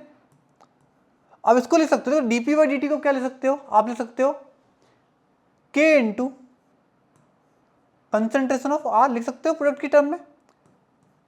इसके लिए क्या लिखोगे, P2 के लिए इसका जो रेट कांस्टेंट है वो क्या है बेटा, 2K है ना, तो यहां पे क्या आएगा, ये आएगा 2K इंटू आर। ऐसे ही करते करते मान लो 3K इंटू आर, ऐसे क्या आएगा आपका, NK into concentration of R. ठीक है, तो आपने क्या किया बेटा, यहां से आर कॉमन लिया, आपने क्या किया, आर कॉमन लिया, या आपने के आर कॉमन लिया, क्या लिया, के आर कॉमन लिया, क्या बना यहां पे 1 प्लस 2 प्लस से लेके n। तो ये क्या बन गई, अगर आप देखोगे ना, ये क्या है आपकी एक्चुअल में, दिस इज एपी, क्या बोलते हैं इसे, एपी। एपी का मतलब होता है अरिथमेटिक प्रोग्रेशन, क्या बोलते हैं बेटा, अरिथमेटिक प्रोग्रेशन, है ना। अब अरिथमेटिक प्रोग्रेशन क्या होती है, जहां पे आपका जो टर्म्स का जो डिफरेंस होता है वो क्या होता है, कांस्टेंट होता है ना। एक पर्टिकुलर फैक्टर से क्या करते जाओगे आप, बढ़ते चले जाओगे, उसको एपी बोलते हैं। तो सम ऑफ एपी क्या होता है आपको पता होना चाहिए, sum of n terms of AP, तो वो होता है first term plus last term divide by 2 into number of terms. तो फर्स्ट टर्म कितनी है 1, लास्ट टर्म कितनी है n, divide by 2 into n, total कितनी टर्म्स है ना। या आप डायरेक्टली इनको याद होगा, n इंटू एन प्लस 1/2 होता है बेटा, सम ऑफ फर्स्ट n नंबर्स का सम। ठीक है, इंटू क्या आएगा आपका, क्या आएगा। तो इसको आप बोल सकते हो ना, क्या बोल सकते हो, कुछ नया कांस्टेंट बोल सकते हो, सॉरी इसको नहीं, इसको आप बोल सकते हैं ना कुछ नया कांस्टेंट, बोल सकते नहीं बोल सकते हैं, बताओ, बोल सकते हैं बेटा इसको कुछ नया कांस्टेंट बोल सकते हो आप। तो अब मैंने क्या बोल दिया, माइनस का D R by D T equal to क्या आ गया आपका, इक्वल टू क्या आ गया, n into N plus 1/2 into K concentration of R. तो ये क्या आ गया बेटा आपका, ओवरऑल क्या आ गया, overall rate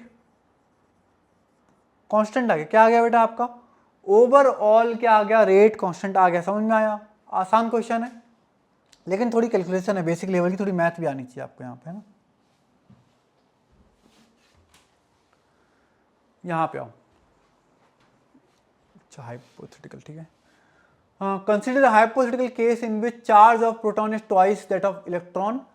using this hypothetical case how many protons, neutrons and electrons would neutral 23 sodium. अच्छा ठीक है, हमारे पास प्रोटॉन है,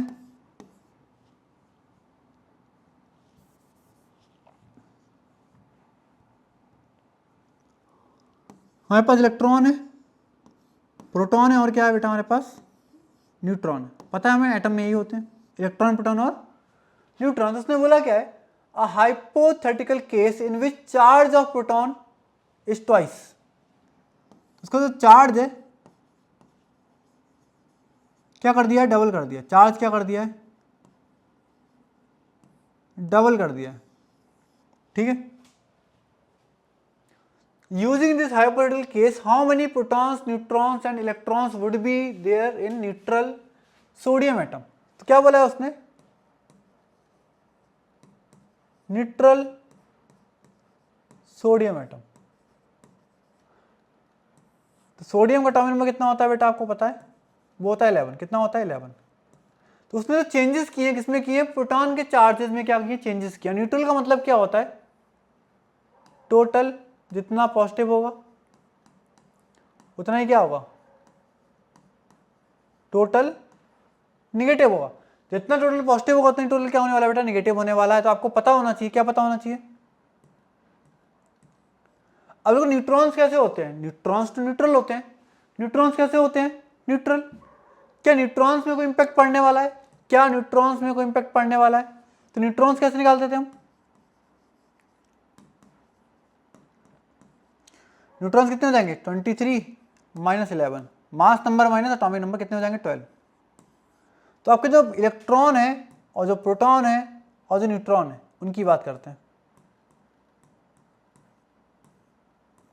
न्यूट्रॉन कितने हो जाएंगे, 12। प्रोटॉन किसके बराबर होते हैं, न्यूट्रल एटम में प्रोटॉन किसके बराबर होते हैं, वो होते हैं एटॉमिक नंबर। किसके बराबर होते हैं, एटॉमिक नंबर के बराबर होते हैं। तो कितने हो गए आपके प्रोटॉन, कितने हो गए बेटा, 11। प्रोटॉन कितने हो गए, 11। तो 11 प्रोटॉन है और हर एक का चार्ज कितना हो गया बेटा, आपने चार्ज क्या कर दिया, आपने डबल कर दिया।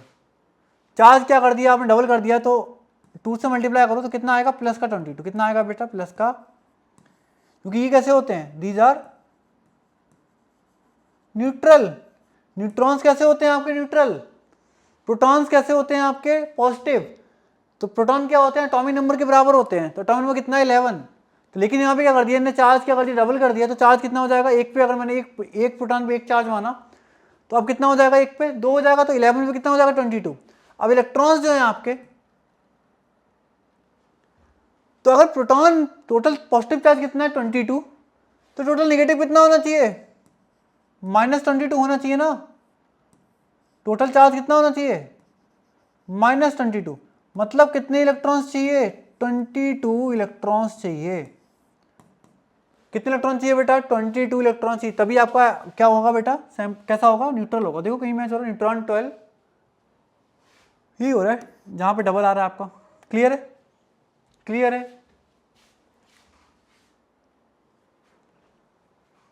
यहां पे आते हैं मैग्नीट्यूड ऑफ वर्क। अच्छा, magnitude of reversible work done by ideal gas in 4 different processes, isothermal expansion, adiabatic expansion, constant pressure expansion, free expansion. अच्छा ठीक है, क्या क्या बोल रखा है उसने, आइसोथर्मल, एडियाबैटिक, एक क्या बोला है, कांस्टेंट प्रेशर, और एक बोला फ्री एक्सपेंशन। क्या बोला बेटा, एक फ्री। तो आपको 4 केस दे रखे हैं, आइसोथर्मल, एडियाबैटिक, कांस्टेंट प्रेशर वाला एक दे रखा है रीजन, और क्या दे रखा है आपको, फ्री एक्सपेंशन दे रखा है। तो पूछ रहा है वर्क डन का ऑर्डर बताओ। तो एक चीज समझो, फ्री एक्सपेंशन का मतलब क्या होता है, पी एक्सटर्नल क्या हो गया, 0। वर्क डन क्या होता है बेटा आपका, पी डी वी। तो वर्क डन क्या आ गया, 0 आ गया। तो वर्क डन क्या आ गया बेटा आपका, 0 आ गया। फ्री एक्सपेंशन के केस में बेटा वर्क डन क्या आ गया, 0 आ गया। तो मतलब सबसे लोअर वैल्यू किसकी होने वाली है, फ्री एक्सपेंशन। अगर आप ऑप्शन से जाओगे तो ये ऑप्शन तो कैंसिल हो गया, है ना। तो सबसे लास्ट में क्या आने वाला है आपका, work done by free expansion आने वाला है। अब यहाँ पे एक चीज समझो, तुम्हारे पास 3 केस बचे आपके पास। कौन कौन से बचे, एक बचा आइसोथर्मल, एक बचा एडियाबैटिक, और एक बचा कांस्टेंट प्रेशर। तो आइसोथर्मल में क्या बताया आपको, पीवी क्या होता है बेटा, आपने फिजिक्स में भी पढ़ा है, आपने थोड़ा केमिस्ट्री में पढ़ा है। पीवी क्या होता है आपका, कांस्टेंट। एडियाबैटिक में क्या होता है, पीवी की पावर गामा इक्वल टू क्या होता है, कांस्टेंट। तो जब आप एक्सपेंशन की बात करते हो बेटा, जब आप एक्सपेंशन की बात करते हो, मान लो मैं ए से बी आ रहा हूँ, तो आपको पता होगा एडियाबेटिक का ग्राफ क्या होता है बेटा, नीचे रहता है। ये ग्राफ किसका होता है, ये रहता है आइसोथर्मल का। किसका रहता है, किसका ग्राफ रहता है, आइसोथर्मल का। ये किसका रहता है,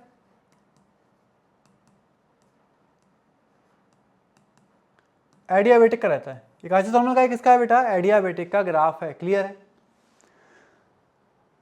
ठीक है, क्योंकि ऐसे समझ सकते हो, जब यहाँ पे वॉल्यूम को मैंने डबल किया तो प्रेशर क्या हो गया, हाफ हो गया। तो वॉल्यूम को डबल किया मैंने, प्रेशर क्या हो गया, हाफ हो गया। यहाँ पे जब वॉल्यूम को डबल किया, क्योंकि गामा क्या होता है, मोर देन 1 होता है, तो मान लो गामा 2 मान लिया, वॉल्यूम को डबल किया तो प्रेशर कितना हो गया, 1/4 हो गया, तो वैल्यू की आगे ज़्यादा कम आएगी। इसलिए अगर आप एक्सपेंशन की बात कर रहे हो, अगर आप किसकी बात कर रहे हो बेटा, एक्सपेंशन की बात कर रहे हो, तो क्या आएगा, वर्क डन किसका ज़्यादा आएगा, आइसोथर्मल का वर्क डन बेटा क्या आएगा, एडियाबेटिक से ज़्यादा आएगा। इसके बाद बात करते हैं कांस्टेंट प्रेशर की। तो एक चीज़ समझो, नॉर्मली कांस्टेंट प्रेशर का मतलब क्या होता है, नॉर्मली कांस्टेंट प्रेशर का मतलब क्या होता है, अगर आप कोई वर्क कर रहे हो कांस्टेंट प्रेशर पे, इसका मतलब क्या होता है, इरिवर्सिबल प्रोसेस होता है। लेकिन यहाँ पे क्या मेंशन कर रखा है उन्होंने, प्रोसेस कैसा है बेटा आपका, रिवर्सिबल। देखो नॉर्मली हम क्या मानते हैं, इरिवर्सिबल मानते हैं, लेकिन यहाँ पे क्या बोल रखा है उसने, इरिवर्सिबल बोल रखा है। रिवर्सिबल बोलने का मतलब क्या है, प्रोसेस आप देखो आप क्या कर रहे हो, जैसे रिवर्सिबल में क्या होता है, इन्फिनाइट स्टेप्स में कर रहे हो, तो यहाँ पे इन्फिनाइट तो नहीं होगा, यहाँ पे कुछ पर्टिकुलर स्टेप्स रहने वाले हैं, कुछ तो स्टेप्स आपके रहने वाले हैं। तो उसका जो ग्राफ आएगा वो कहाँ पे आएगा, बीच में आएगा। क्या आएगा ग्राफ, कहाँ, कहीं ना कहीं बीच में आने वाला है। ठीक है, तो आपको क्लियरली दिखना चाहिए वर्क डन क्या होता है, वर्क डन क्या होता है, वर्क डन क्या होता है आपका, वर्क डन होता है एरिया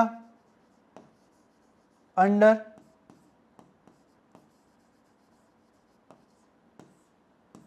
वर्क डन क्या होता है बेटा आपका, area under PV curve. Work done क्या होता है बेटा आपका, एरिया अंडर पीवी कर्व। तो आप ध्यान से देखोगे, अगर आप ध्यान से, सबसे ज्यादा वर्क डन किसका आ रहा है, वो वर्क डन आ रहा है आपका आइसोथर्मल का। फिर किसका आ रहा है, कांस्टेंट प्रेशर पे आ रहा है। फिर किसका आ रहा है, एडियाबेटिक। चेक करो, आइसोथर्मल तो ये तो गया, आइसोथर्मल सॉरी, एक ही ऑप्शन बचा ना, ये तो गलत ही हो गया था, तो ये एक ही ऑप्शन बचा बेटा आपका। इतना करने की भी जरूरत नहीं है, आप डायरेक्टली भी आंसर निकाल सकते हो। ठीक है, समझ में आना चाहिए कि हमने किस तरीके से फॉलो किया पैटर्न। यहाँ पे आते हैं, which of the following statements correct about tetrahedral magnet and पर मैग्नेट। मैग्नेट क्या होता है आपका, MnO4 माइनस। पर मैग्नेट क्या होता है, MnO4 माइनस। मैग्नेट कैसा रहता है बेटा आपका, मैग्नेट बेटा आपका ग्रीन रहता है। कैसा रहता है, ग्रीन कलर का कंपाउंड रहता है। पर मैग्नेट कैसा रहता है, पर्पल रहता है। कैसा रहता है, पर्पल रहता है। ये तो हमें पता होना चाहिए।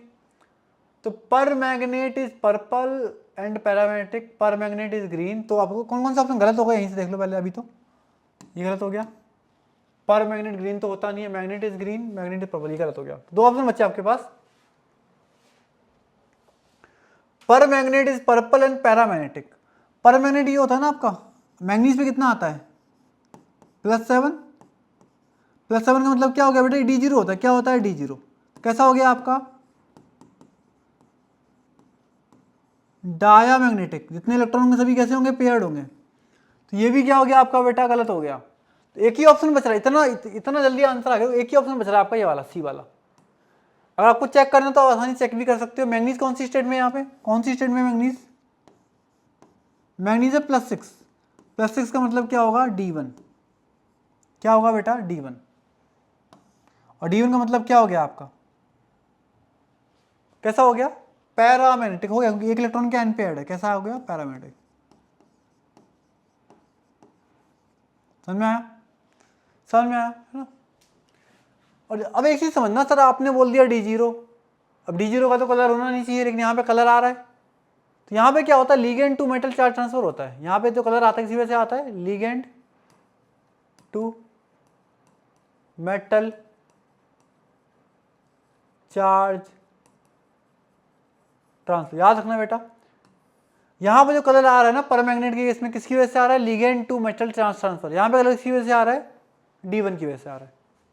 आंसर क्या हो गया आपका? सी वाला हो गया। Among the lanthanoids, europium, niobium, erbium और डायनेसियम, which one of the following forms stable divalent ions, है ना?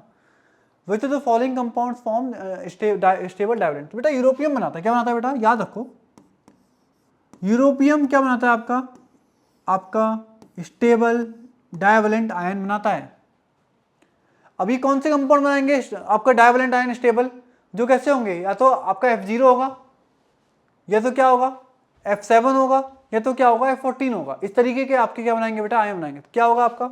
जब आपका क्या होगा F0, या क्या होगा F7, और क्या हो सकता है F14, है ना? समझ रहे हो? ये क्लियर है? तो आंसर क्या आता है बेटा आपका? यूरोपियम आता है। थोड़ा ये थोड़ा मेमोरी वाला पोर्शन थोड़ा याद रखो, है ना, F ब्लॉक के एलिमेंट्स में। अब इस क्वेश्चन पे आते हैं बेटा, है ना। तो क्वेश्चन में क्या दे रखा है आपको? अमाइन दे रखा है आपको, एनिलीन टाइप का कंपाउंड दे रखा है, एनिलीन का डेरिवेटिव दे रखा है। क्या कर रहे हैं हम? नाइट्रेशन कर रहे हैं दो केसेस में। आपसे पूछ क्या रहा है? एक्स और जेड पूछ रहा है। क्या पूछ रहा है बेटा? एक्स और जेड पूछ रहा है। ठीक है, करते हैं सॉल्व। तो पहले केस में क्या दे रखा है? कंसंट्रेटेड आपको क्या दे रखा है? नाइट्रिक एसिड और सल्फ्यूरिक एसिड। क्या दे रखा है आपको? NO2+ दे रखा है।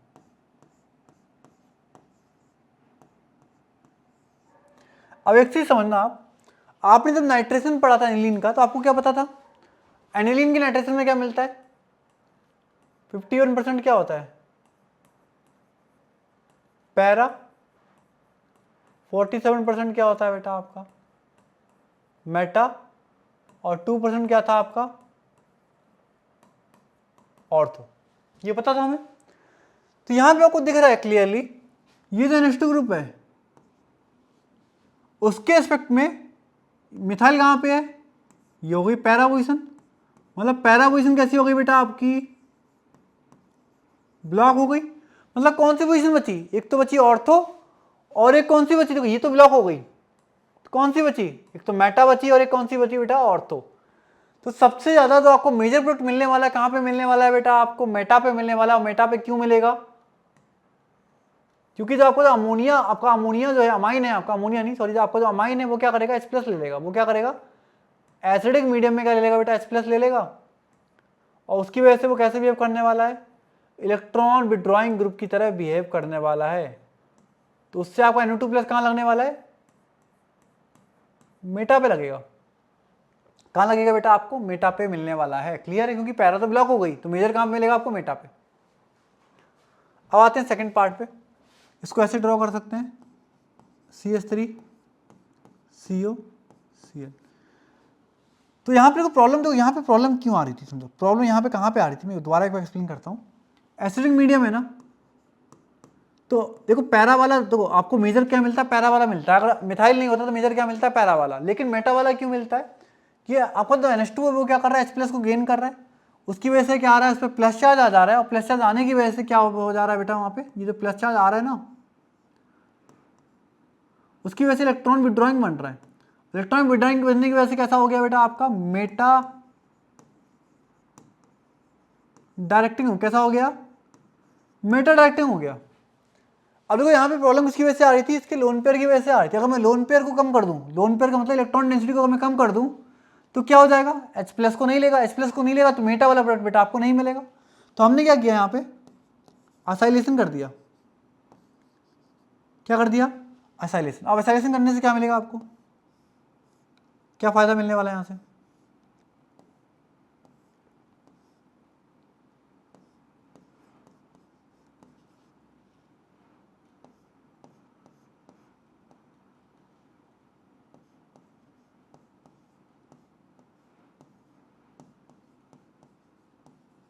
अब एक चीज समझो यहाँ पे, तो नाइट्रोजन के लोन पेयर कुछ इधर भी इन्वॉल्व है, कुछ इधर भी क्या हो गए बेटा? इन्वॉल्व हो गए। तो इलेक्ट्रॉन, अगर मैं बोलूँ नाइट्रोजन पे जो इलेक्ट्रॉन डेंसिटी है वो क्या हो गई आपकी? रिड्यूस हो गई। अब इलेक्ट्रॉन डेंसिटी ऐसी बेटा आपकी क्या हो गई? रिड्यूस हो गई। क्या अब वो H+ को एक्सेप्ट कर पाएगा? हाँ हो सकता है, लेकिन बहुत वो जो परसेंटेज था वो बहुत कम हो जाएगा। मेटा वाला परसेंटेज क्या हो जाएगा बेटा? बहुत कम हो जाएगा। अब जो NO2+ आएगा, अब जो NO2+ ऐड होगा वो कहाँ पे ऐड होगा बेटा? अब मेटा का तो इफेक्ट गया, पैरा तो पहले ही गया, अब कहाँ पे ऐड होगा? ऑर्थो पोजीशन पे। ये सब एनसीईआरटी में बेटा मेंशन कर रखा है, लेकिन यहाँ पे क्या कर दिया उन्होंने, बस स्पेशल एक केस बना दिया जहाँ पे उन्होंने क्या किया, पैरा को क्या कर दिया बेटा, ब्लॉक कर दिया।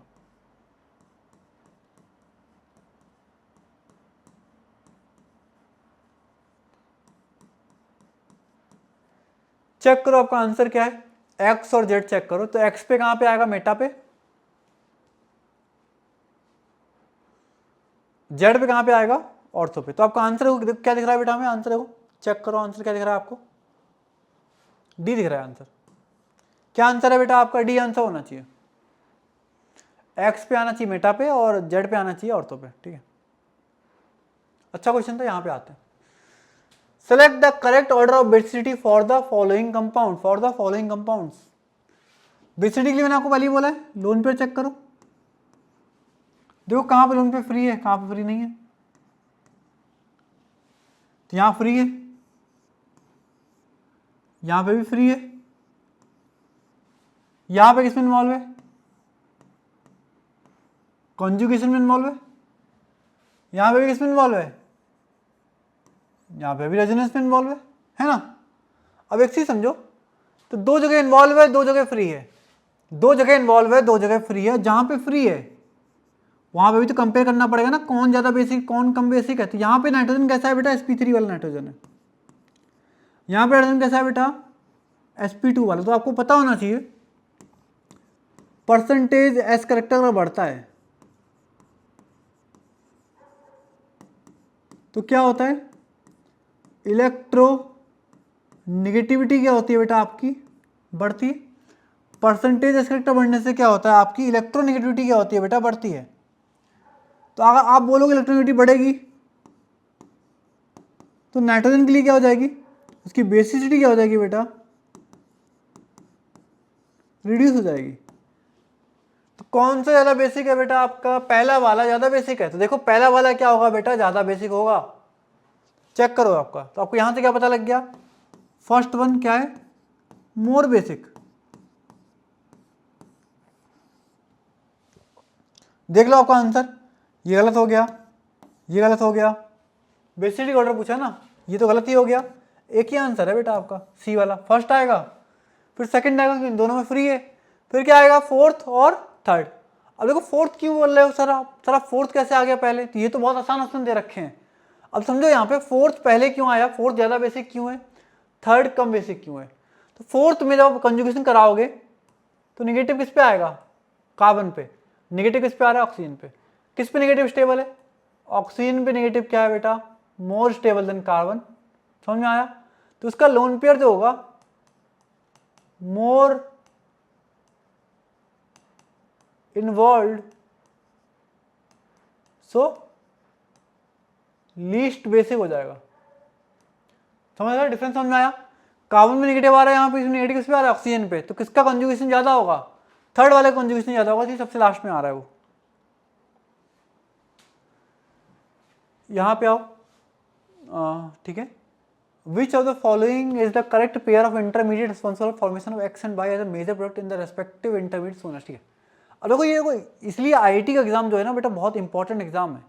ऐसा नहीं कि आपने रट लिया, समझ आपने कुछ मेमोराइज कर लिया, फॉर्मूले पढ़ लिए, अप्लाई करना आता ही नहीं है, या मैकेनिज्म का थोड़ा आइडिया बेटा आपको होना चाहिए। आप क्वेश्चन देखो कितने अच्छे अच्छे क्वेश्चन आ रहे हैं, है ना। तो पीवाईक्यू के क्वेश्चन तो और ज़्यादा अच्छे हैं। तो अगर आप देखोगे ना एचबीआर, तो एचबीआर क्या होता है आपका, ऐसे समझो, एचबीआर में क्या होगा, H+ होगा, और क्या होगा बोल सकते हो। अगर मैं एक्वस मीडियम ले रहा हूँ, Br- होगा। तो एल्कीन पे क्या है, इस पर इलेक्ट्रॉन डेंसिटी कैसे भी करेगा, न्यूक्लियोफाइल की तरह। ये क्या करेगा, इसका H+ ले लेगा, क्या ले लेगा बेटा, समझो।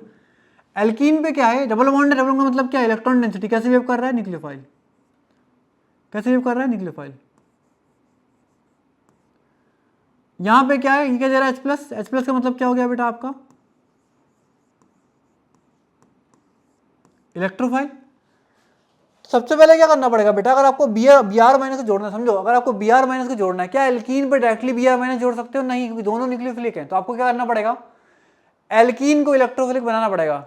अब एक चीज समझो, जब इस पे H+ जोड़ोगे तो H+ कहाँ जोड़ेगा, जहाँ पे स्टेबल कार्बोकेटाइन बनेगा। समझो H+ कहाँ पे जोड़ने वाला है, जहाँ पे स्टेबल कार्बोकेटाइन बनने वाला है। तो कहाँ बनाओगे, तो कहाँ दिखाओगे अब स्टेबल कार्बोकेटाइन,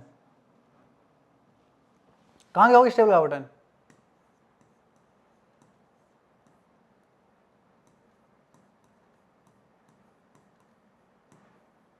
यहाँ पे H+ से जोड़ो बेटा, यहाँ बनेगा कार्बोकेटाइन।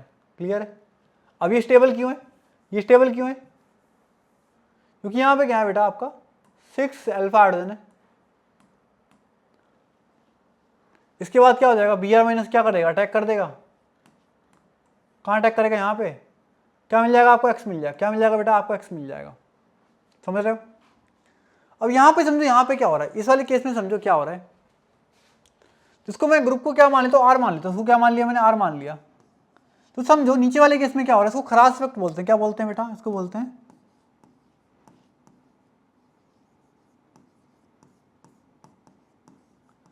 खरास वक्त बोलते हैं। तो ऊपर वाला होता है मार्कोनिकॉफ प्रोडक्ट, नीचे वाला क्या होता है, एंटी मार्कोनिकॉफ। तो यहाँ पे क्या आपके पास क्या R2O2, क्या है बेटा आपके पास R2O2 है। थोड़ी हीट रहेगी या थोड़ी लाइट रहेगी तो क्या कर जाता है बेटा, ये ब्रेक कर जाता है। क्या कर जाता है, ये ब्रेक कर जाता है। किसमें ब्रेक कर जाता है, आरओ रेडिकल में। किसमें ब्रेक होता करता है बेटा आपका, आरओ रेडिकल। समझो आप आरओ रेडिकल कर क्या रहा है, ये आपको जो आरओ रेडिकल है ना, वो क्या कर रहा है, जो आपका HBr है ना, उससे क्या कर रहा है, उसका H रेडिकल ले रहा है। क्या ले रहा है बेटा आपका, H रेडिकल ले रहा है।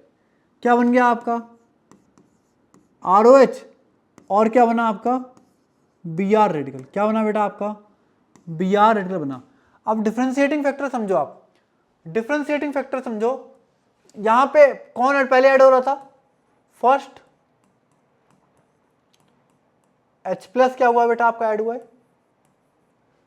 सेकंड पे कौन हुआ है, सेकंड पे Br- ऐड हुआ है। क्लियर। लेकिन जब आप खरास वक्त की बात करोगे या सेकंड वाले एग्जांपल की आप बात कर रहे हो, तो हम क्या बोले थे, फॉर एग्जांपल हमने एल्कीन ली, ये वाली एल्कीन ली।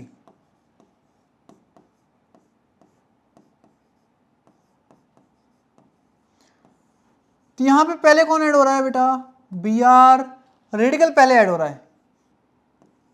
पहले कौन ऐड हो रहा है, Br रेडिकल। अब Br रेडिकल कहां पे ऐड होगा, जैसे हम बोल रहे थे H+ कहां पे ऐड होगा, जहां पे स्टेबल कार्बोकेटाइन बनेगा। ऐसे Br रेडिकल कहां पे ऐड होगा, जहां पे स्टेबल रेडिकल बनेगा। तो स्टेबल रेडिकल कहां पे बनेगा बेटा,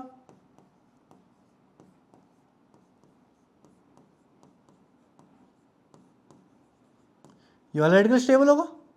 पता है हमें हाइपर कंजुगेशन से। क्लियर है। उसके बाद क्या होगा, उसके बाद आप क्या जोड़ दोगे, H रेडिकल को जोड़ दोगे। क्या मिल जाएगा आपको मेजर प्रोडक्ट, ये मिल जाएगा। मतलब Br कहां लगेगा, कॉर्नर पे लग जाएगा।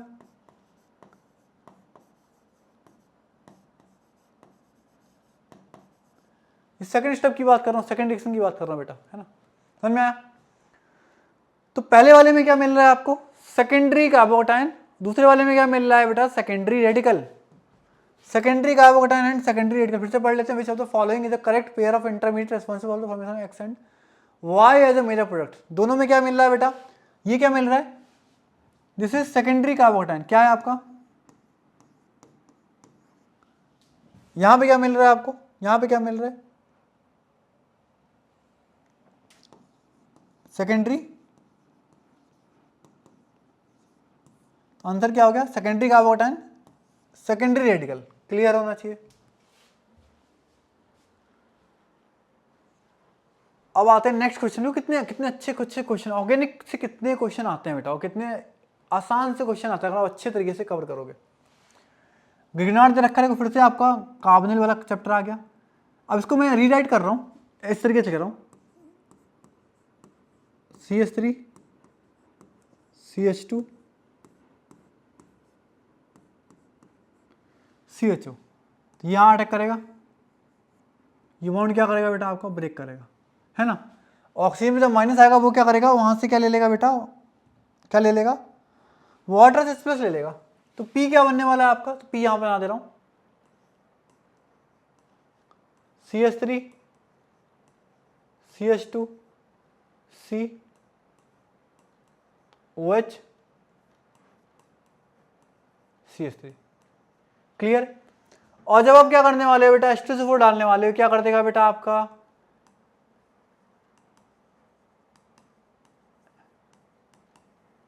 क्या करेगा बेटा आपका, क्या करने वाला है, एलिमिनेशन करने वाला है, क्या करने वाला है, एलिमिनेशन। तो देखो H2SO4 से क्या मिलेगा आपको, H+ मिलेगा। तो मैं पूरा मैग्नीशियम बता रहा हूँ यहाँ से, H2SO4 से क्या मिलने वाला है बेटा आपको, तो यहाँ पे लिखता हूँ मैं, तो इस रिएक्शन को यहाँ लिख रहा हूँ, समझे। यहाँ पे तुम्हारे पास क्या था, CH3 CH2, ये कंपाउंड था। रिएक्शन किससे कर रहे थे,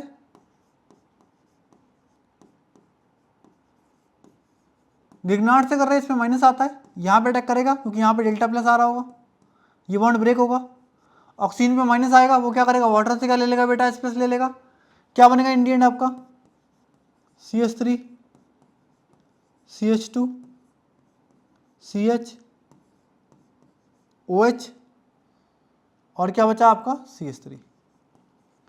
ये बना आपका अल्कोहल बन गया, सेकेंडरी अल्कोहल। अब आपने क्या लिया, कंसंट्रेटेड क्या लिया बेटा आपने, H2SO4 और हीट ली। क्या करता है ये करता है एलिमिनेशन। क्या करता है बेटा, एलिमिनेशन। तो यहाँ से क्या मिलेगा पहले आपको, H+ मिलेगा। क्या मिलेगा पहले आपको, H+ मिलेगा। तो ये OH पे लोन पेयर है, वो क्या करेगा, H+ ले लेगा, और वाटर क्या हो जाएगा आपका, टूट जाएगा, क्या बनेगा आपका इन the and, CH3 CH2 CH पे प्लस और CH3। और जब हीट दोगे तो क्या हो जाएगा बेटा आपका, एलिमिनेशन हो जाएगा, क्या बन जाएगी आपकी, एल्कीन बन जाएगी। क्या बन जाएगी बेटा आपकी, एल्कीन बन जाएगी। और कौन सी एल्कीन बनानी है, जो ज़्यादा स्टेबल हो। कौन सी एल्कीन बनानी है, जो ज़्यादा स्टेबल हो। क्लियर है,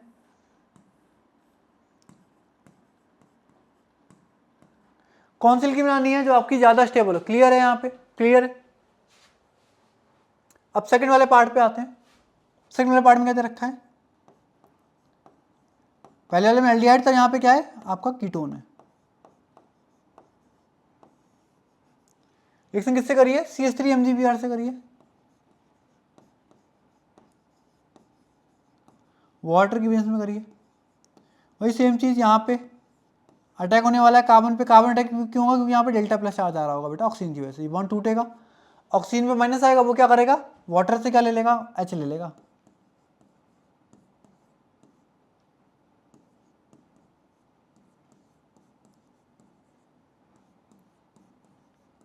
क्या बन गया, तो टर्ट ब्यूटेनॉल बन गया।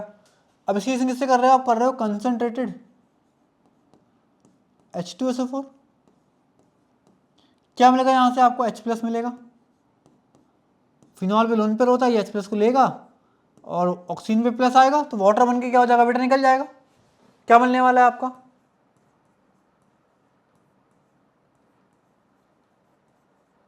काफी स्टेबल कार्बोकेटायन बनने वाला है ना। अब यहाँ पे जब हीट होती है तो क्या होता है आपका, एलिमिनेशन हो जाता है। क्या बन जाएगी बेटा आपको, एल्कीन बन जाएगी।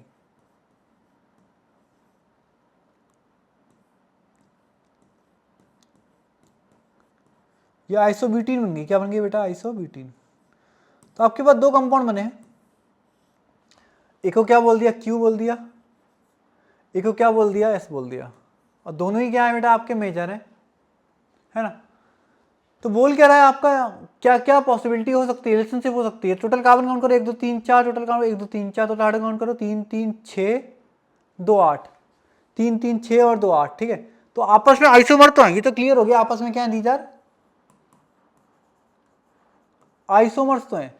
अब कौन से आइसोमर है, ज्योमेट्रिकल आइसोमर है, नहीं ज्योमेट्रिकल आइसोमर तो नहीं है बेटा, सिस ट्रांस होता है वहां पे, है ना।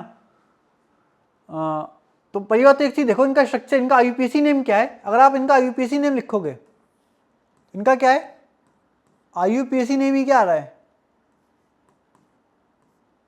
इनका IUPAC नेम ही क्या है बेटा, डिफरेंट है।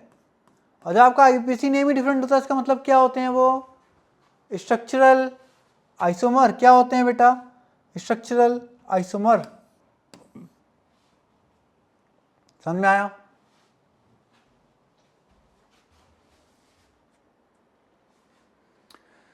इंक्रीडिंग ऑर्डर ऑफ टुवर्ड्स हाइड्रोक्साइड, अच्छा ठीक है, ये भी करो। NCERT में बेटा ये मेंशन कर रखा है, with proper detailed explanation with temperature and pressure, आपको मेंशन कर रखा है ना।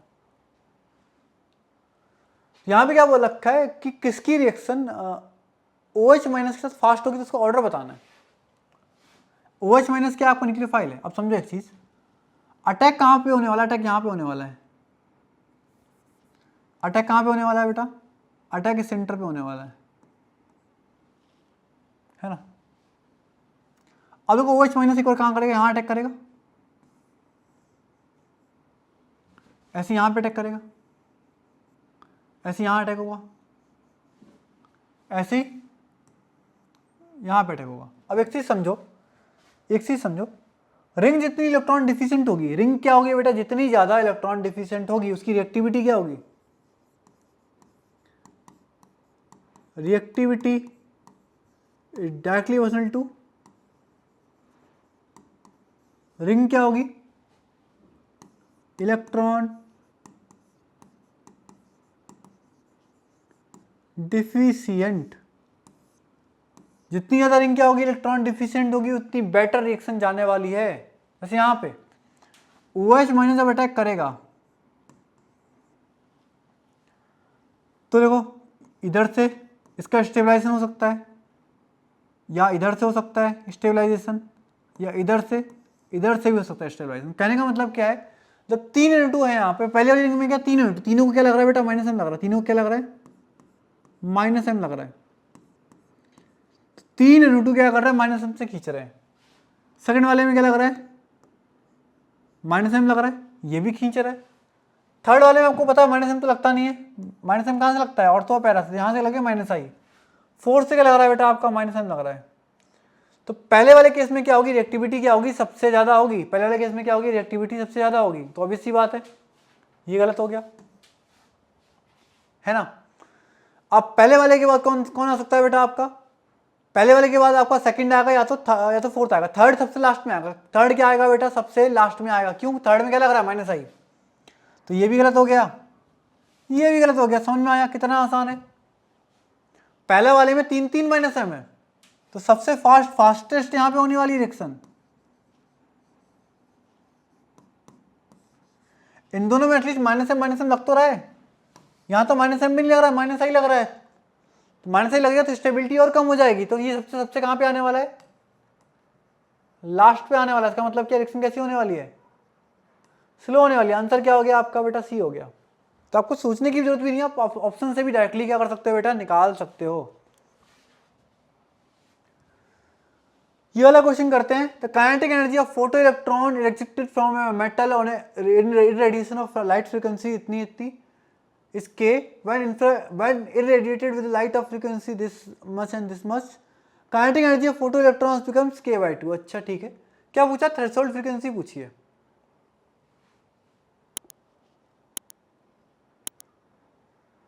तो समझो यहाँ पे, तो कहने का मतलब क्या है, जब हमने कितनी फ्रीक्वेंसी की लाइट दी, देखो टोटल एनर्जी क्या होती है? टोटल एनर्जी होती है work function plus kinetic energy.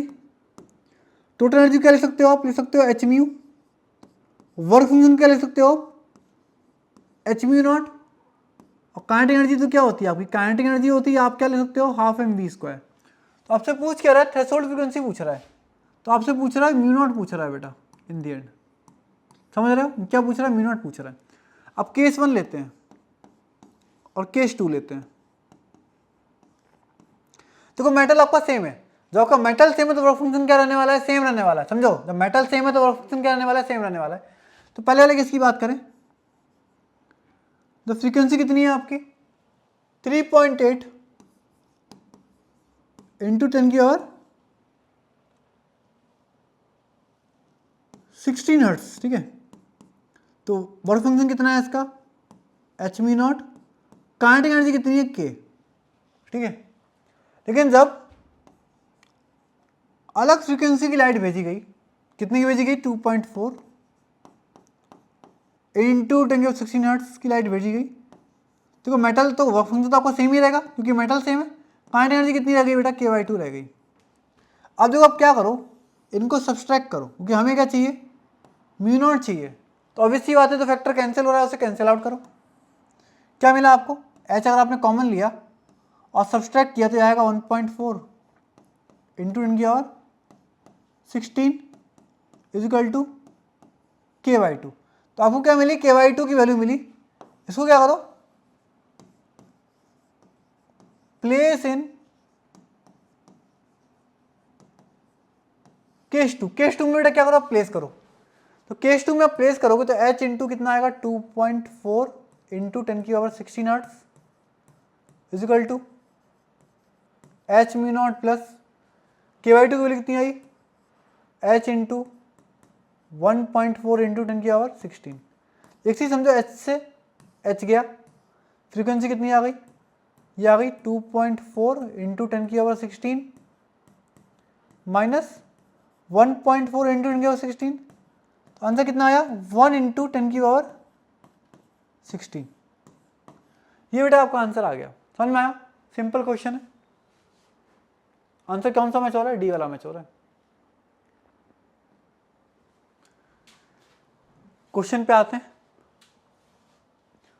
The heat of neutralisation of following reaction is -57.1 kilo joule per mole.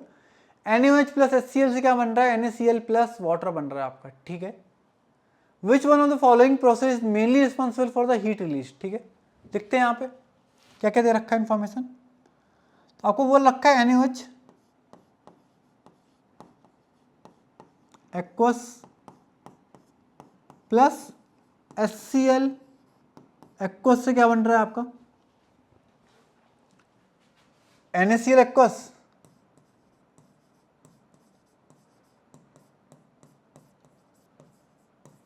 Plus water liquid, है ना। और जो हीट जो निकल रही है कितनी निकल रही है, -57.1 इतनी हीट निकल रही है।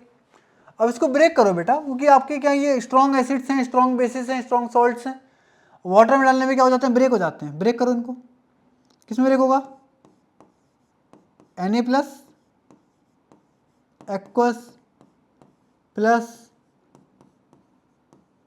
OH माइनस एक्वस से क्या मिला आपको, H plus aqueous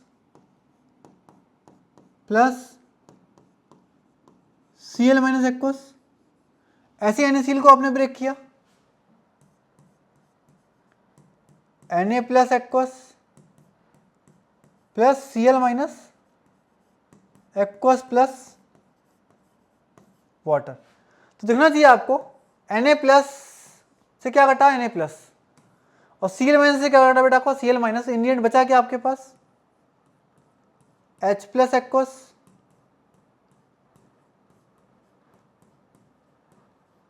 plus OH minus aqueous से क्या बना आपका, ये बना आपका वाटर लिक्विड।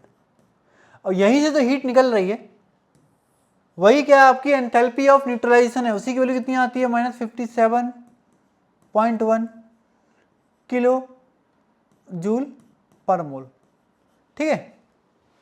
इसी को बोलते हैं ना न्यूट्रलाइजेशन, मतलब किसकी वजह से होगा, एसिड की वजह से होगा और बेस की वजह से होगा। इस क्वेश्चन में थोड़ा करेक्शन है यहाँ पे। करेक्शन क्या है आपका, हाफ सेल नहीं कंप्लीट सेल का दे रखा है बेटा। ये किसका दे रखा है, कंप्लीट सेल का दे रखा है।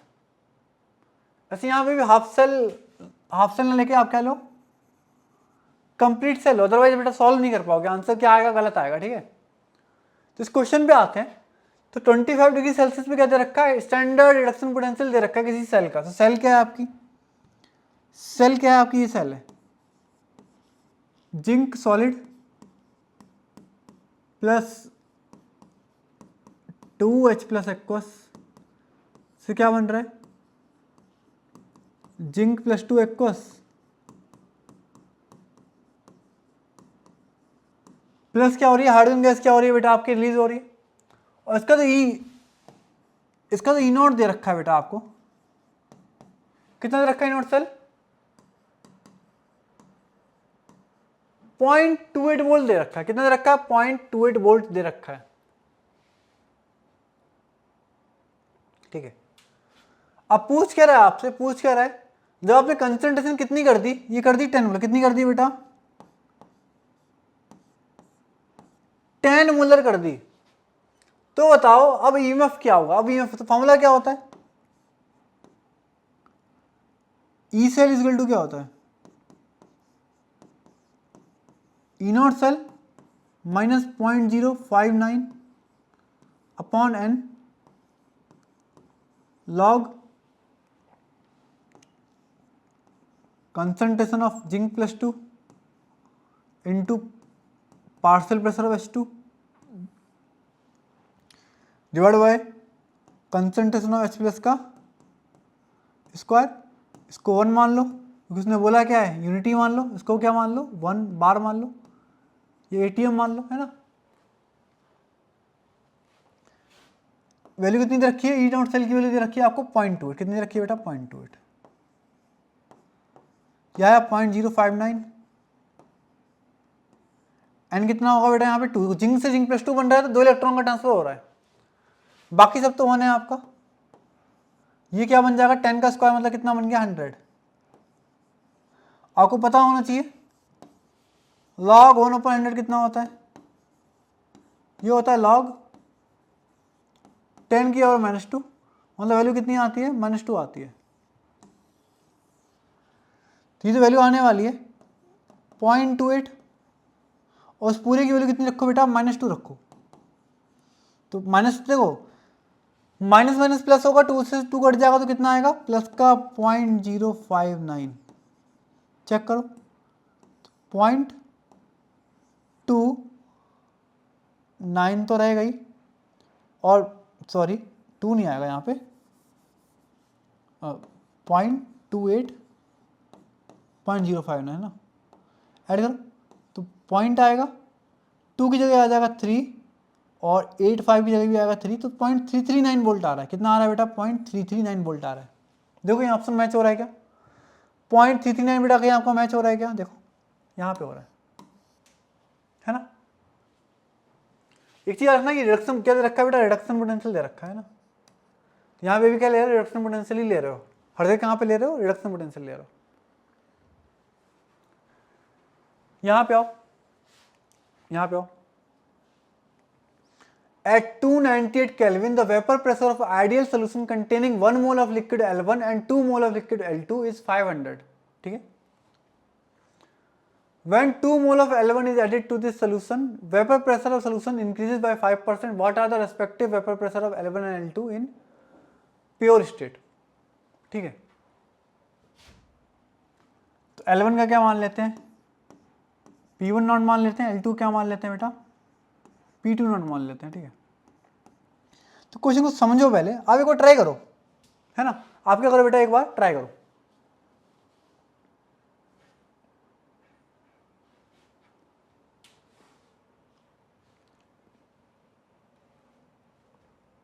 मैं आपके लिए एक डायग्राम बना दे रहा हूँ। 1 मोल L1 है तो यहाँ पे L1 है, L2 है, 1 मोल 2 मोल, ठीक है। 1 मोल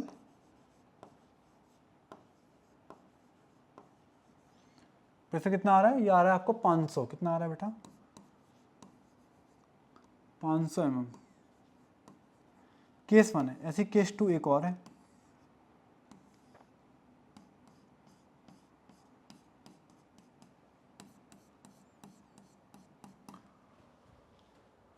when 2 mole of L1 is added to this solution, 2 mole of L1, ठीक है। तो L1 ये L2 कितने मोल ऐड कर दी, 2 मोल ऐड कर दी, तो कितना हो गया, ये हो गया 3 मोल, ये हो गया आपका 2 मोल, है ना। वेपर प्रेशर कितने से बढ़ गया बेटा 5% से बढ़ गया, कितने से बढ़ गया 500 तो था ही, इसका बेटा 5% से बढ़ गया,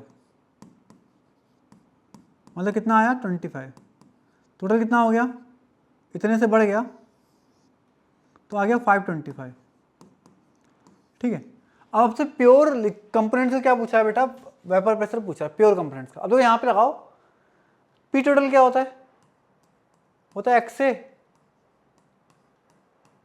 P A not plus X B P V not, यही लगाना है बेटा आपको, क्या लगाना है ये एक्सप्रेशन लगाना है। तो एक बार केस 1 में लगाओ, एक बार केस 2 में लगाओ, इसको केस 1 बोल रहा हूँ मैं, इसको केस 2 बोल रहा हूँ, ठीक है। सॉल्व करो। तो केस 1 में कितना आ रहा है, 500 आ रहा है। x से कितना है, a मतलब a1, a का मतलब 1 और b का मतलब 2 मान लेते हैं, तो 1/3 इंटू P1 नॉट, ये हो जाएगा 2/3 इंटू P2 नॉट। यहाँ पे कितना हो गया 525, ये हो गया 3/5 P1 नॉट, ये हो गया 2/5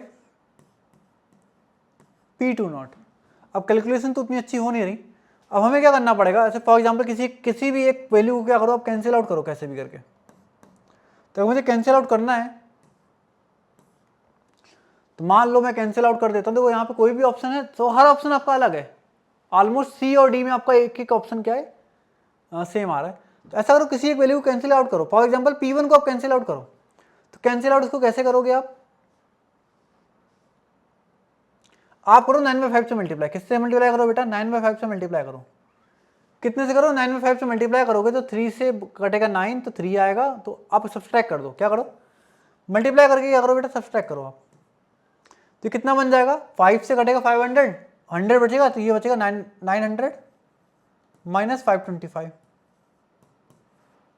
इजिकल टू P1 से P1 तो गया आपका बेटा, और ये बचेगा 9 टू 18 अपॉन 15 माइनस 2 अपॉन 5, 3 से मल्टीप्लाई किया, 3 से मल्टीप्लाई किया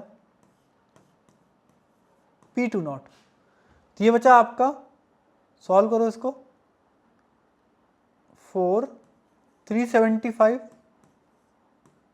इजिकल टू 18 में 6 गया, 12 अपॉन 15 P2 नॉट। 3 से कटा 12, 3 4 जा और 3 5 जा, ठीक है। तो P2 नॉट जो आपका आया बेटा वो आया 375 इंटू 5 डिवाइड बाई 4। सॉल्व करो, तो 5 5 जा यहाँ चलेगा 2, 5 7 जा 35, 7 यहाँ चलेगा 3, 5 3 जा 15, 3 18 4। तो वैल्यू आने वाली है 4 चौक 16, 16 और 27, 4 छंग 24 बचा 3, 469 के आसपास बेटा कुछ आने वाला है। चेक करो कहीं पे आ रहा है क्या, हाँ। किसकी वैल्यू आ रही है, P2 नॉट की वैल्यू आ रही है बेटा। किसकी वैल्यू आ रही है, P2 नॉट। आंसर क्या हो गया आपका, क्या हो गया बेटा आपका आंसर ये हो गया। समझ रहे हो, समझ रहे हो।